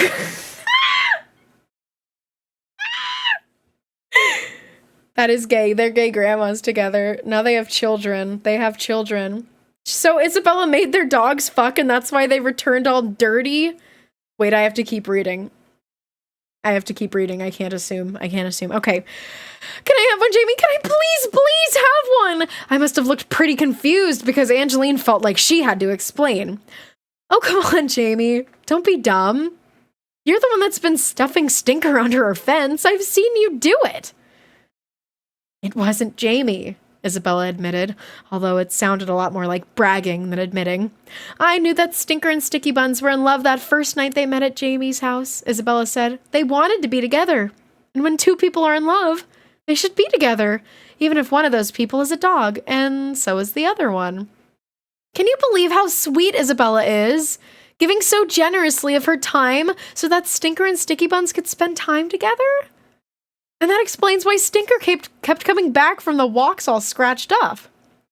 Isabella had been stuffing him under Angeline's fence. Are they going to have puppies? Isabella asked, and I think that she very nearly squealed, which made it the first time I'd ever heard her do anything like that. When will the puppies be here? Can I please have one? Please! Angeline grinned. The vet says that Sticky Buns is going to have puppies in 3 or 4 weeks, and sure, you can have one. Oh my god. Those dogs fucked. Wow. Puppies. Stinker is going to be a dad, and Sticky Buns is going to be a mom. That makes Angeline and me grandmas. Together! What in the world did Sticky Buns ever see in Stinker, I said. He's my dog and everything. I know that I love him, but seriously, ew! Isabella said, he did poop some nice bling. You know that's gots to impress the ladies. She's right, but I'm not sure what's harder to accept. That now I really am related to Angeline, in-laws by dog, or the fact that there are a few burglars running around in those bridesmaids' dresses right now. At least now I know what Isabella was hinting at with the spiders in my burrito and the snakes in my yard. She was hinting about the puppies. Ah. I didn't even know what she was hinting at. I thought she was taking the poop glitter. Okay. At the end of the evening, I kissed Aunt Carol, congratulated her, and thanked her for everything. Then I went to say goodbye to Uncle Assistant Principal Devon. I caught up to him in the hall. I congratulated him and wished him a fun honeymoon. Bit of luck the dresses got stolen, huh? He said, and he smiled this big, dumb smile that I had not seen him smile in a month. It revealed more than just a mouthful of nice teeth. You stole them? That's what I thought. I asked him. I didn't say that, he said, but I knew you hated that dress. I hated it too. Your Aunt Carol and I had a huge argument about it. That's why she was crying a little that day. So, you made the dresses disappear? For me? I asked, even though I was totally sure of the answer. He did it. Very epic. All he said was that we'd talk about it when they got back from their honeymoon. He said he thought that the truth was still the truth, even if it's a couple days late. I told him that was the dumbest thing I'd ever heard. I know what the truth is. The truth is that he's not a rat. The truth is, he's my Uncle Dan. Yay! Oh. Yeah, I like that callback. That was a better callback than the other one, I think. That was awesome. Caution, some truth can't wait a couple days. Last Wednesday, I lost my rabid monkey by the preschool. Yeah, that's important. I accidentally baked a couple worms into your birthday cake a year ago. Thanks for electing me. I lied about everything. Oh my god. That is what politicians do. Oh my god, I laughed and it like hurt my gut a little bit. Why is my thing off? Ah! Am I okay? Okay, I hope I don't freeze again. Sunday the 29th. Jamie based, actually? No, well, kind of. Not really, though. For the most part, no. Dear Dumb Diary, it's Sunday, homework day, again. Isabella's coming over because she has no idea what to do with her diorama since that whole Baron von Leash thing was a load of garbage. Note the flies around that. But I think I know what my discovery diorama is going to be about. It's about what I've discovered about dumbness. 1. It's pure dumbness to give up a taco rendezvous. That's a hard word to say. It's pure dumbness to give up a taco rendezvous. And it's dumb to take the blame for something you didn't do. Wow, that rhymes. It's dumbness to think that you can invent a car or a plane or a microscope. Really? Okay. 3. It's dumbness that makes dogs and people fall in love. Whether you're going to be crammed into a wedding dress or through a hole in a fence, love is a lot of work. 4. It's dumbness that makes people collect things, give away puppies, decorate gyms, give gifts, love their stinky dogs, and dance like nobody is watching. That's true. It's good to be dumb. 5. And it's dumbness that makes a person keep a diary. But sometimes the very best things that people do are done out of dumbness. So the smartest thing to do is to never underestimate your dumbness. Thanks for listening, Dumb Diary. Jamie Kelly. We did it! Guess it's February on a leap year. Yeah, there's only 29 days. Guess it's February on a leap year. We did it! We did it! We finished the book! We finished the book! Yay! And it's giving us an ad for year 2, even though we're not even there yet. Okay. Let's not see the movie musical. It's not good. It's not a good movie. It was really bad. Next book. Okay, let's read the next one now. Right now. This moment. Just kidding. Oh, shit. The next one is It's Not My Fault I Know Everything. I remember loving this one. I don't think I've read the last one or maybe the last 2. The ones on the bottom right. But I remember loving It's Not My Fault I Know Everything. I remember loving That's What Friends Aren't For. Yay! I must know if Jamie finally confesses to Angie. I have no idea. That was a great read, Jules. Thank you! Thank you all for reading with me. Thank you for enjoying my silly books that I read. We will read another one soon. We're gonna read through the whole thing just whenever I feel like reading another one again, you know? Thanks for reading, boys. Thank you. And here's the loser list, which I'm not really interested in. I'm gonna read this page about Jim Benton, because I appreciate and respect Jim Benton a lot for writing these books and for drawing these cute drawings. About Jim Benton. Jim Benton is not a middle school girl, but do not hold that against him. He's managed to make a living out of being funny anyway. He's the creator of many licensed properties, some for big kids, some for little kids, and some for grown-ups who, frankly, are probably behaving like little kids. Yeah. Yeah. You may already know his properties. It's Happy Bunny or Catwad. And of course, you already know about Dear Dumb Diary. He's created a kids' TV series, designed clothing, and written books. Jim Benton lives in Michigan with his spectacular wife and kids. They do not have a dog. And they especially do not have a vengeful beagle. This is his first series for Scholastic. Jamie Kelly has no idea that Jim Benton or you or anybody is reading her diary, so please, please don't tell her. I really love that he like goes through the extra mile to make it seem real. No, Jamie doesn't know that Jim Benton is reading her diary, so don't tell her. Yay, we did it! Let's put together our data. My Angeline count is 96! How does this... Well, you missed the first few, perhaps. Let's see, let's get that out of here. I got 60. Hellhound is very, very adept at counting. What the... was flying around. It's been real. Okay. I'm glad you all enjoyed the book. I enjoyed it, for sure. I was playing catch up from Anti-Guess. Ah, okay. Oh, To my mods, please just keep snoozing the ads. You don't have to do it right now. I don't know. I don't know if you snooze it right now, if it'll like reset the timer or what, but we're wrapping up, so we can keep snoozing ads.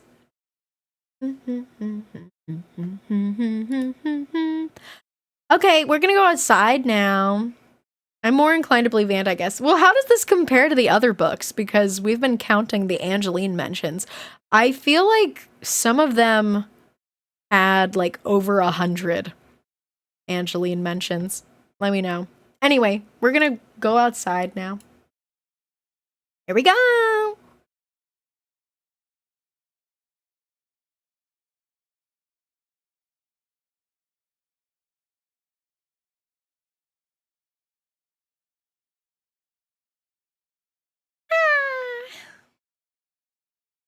It's been a nice day. I'm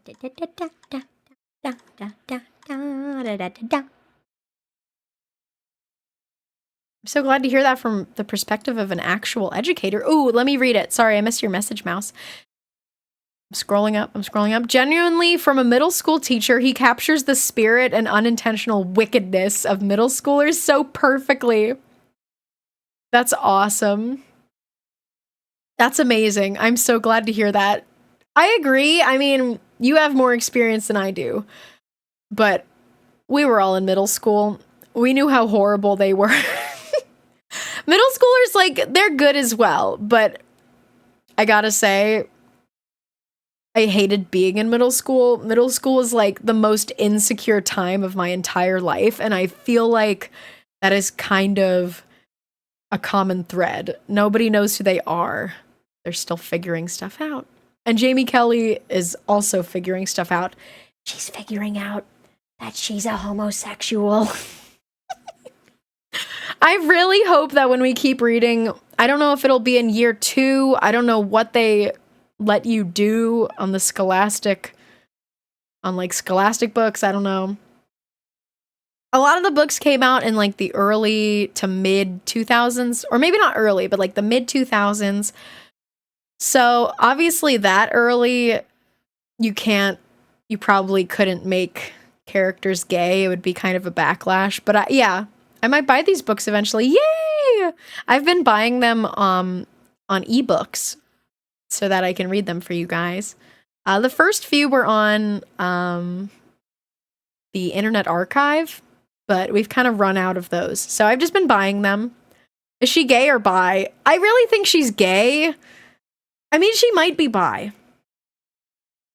But, like, she has crushes on boys, but they don't feel right. The way she writes them and draws them, like, she doesn't really feel like she actually likes boys. She feels like she's just supposed to like boys, so she's kind of, like, mimicking what she thinks is right. But she has never, ever described a boy or a man in the way that she describes Angeline. Never. She's never like, oh my god, he's so dreamy, and like maybe they'll say, oh, he's so cute, or like he's so dreamy, but like with Angeline, she's writing entire paragraphs and drawing diagrams of how beautiful she is. And I think that's amazing. So yeah. Let me check my mailbox really quick. Let me check. There's something in the mailbox! Oh my god! Oh my god! Oh my god! There's something amazing in the mailbox. I'm getting it. Wow. That's amazing. Okay.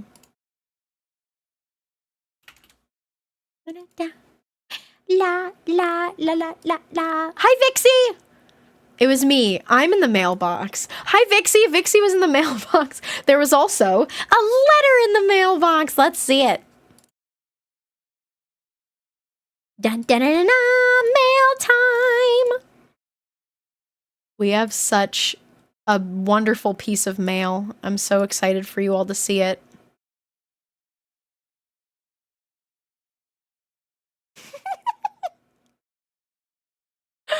Look at it! Oh my god. That's so funny. Here it is. This is by Lychee Graves. I don't know if Lychee Graves is here, but this is like the funniest thing. I fucking love this original picture of Wario. Wario's tips for the summer. Drink all the shampoo in the house. I love it. One of the funniest pictures in the world. And I am so honored to have it redrawn with me. Thank you, Lychee Graves. You're here! Thank you! It's so cute. Oh, you captured me so well. I look adorable. Yay! Jules's ruleses for the summer. It is the summer, baby. The only Jules mail for today? Yes! But I'm so honored to have gotten Jules mail at all. Thank you again, Lychee. Drink all the shampoo in the house. Let me tuck it back in. Thank you. All right. I'm glad you like it. I don't just like it. I love it. And if I don't love it, I don't swallow the shampoo in the house.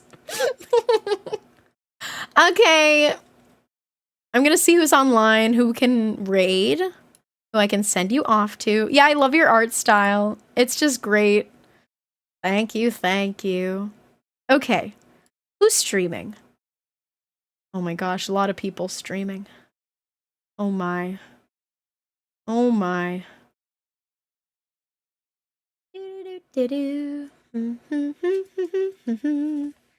Budo? Hi, Budo. Okay.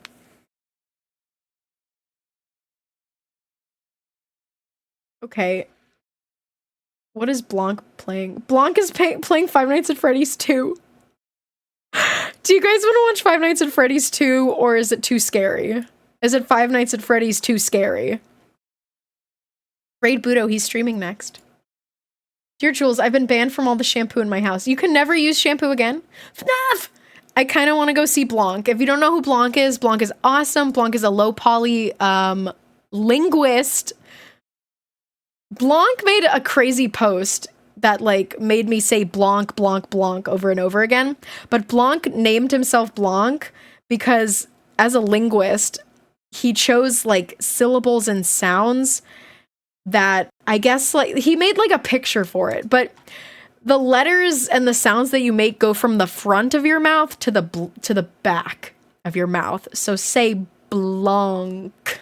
You can like feel in your mouth, b b b la la la k k k. It goes from the front to the back, and that was crazy. That was crazy. He's right. I know he's a linguist. He's super cool. So we're gonna raid Blanc. Do you guys have a silly raid message for us to send over to Blanc? That's fucking insane. Yeah, just goes to show that linguists are really cool and linguistics are really cool. Blanc's awesome. I met him at TwitchCon. That's so awesome. We're gonna be grandmas together. That's a fun idea for a raid message. Drink the shampoo. Never underestimate dumbness. Oh, thank you all for suggesting raid messages. I really do like drink all the shampoo in the house. Okay, we'll make it that. Drink all the shampoo in the house. Emote? Oh yeah, the hydrate. Okay. If you are subscribed, copy that raid message with the emote. If you're not subscribed, you can use a different emote. You can just take the emote away. You can, yeah, do whatever you want. Okay? And I'm gonna go. Guys, I'm gonna be on vacation. I'm gonna be on vacation. This is the last stream for like a week. I'm gonna miss you guys. If you want, if you're interested, join the Dirty Sock Club. We have a stream on Saturday, but that's only if you're into some freaky shit, okay? Okay? That's if you want different stuff from me, okay? I'm funny. I'm sexy. I'm awesome. Have a good day. Bye!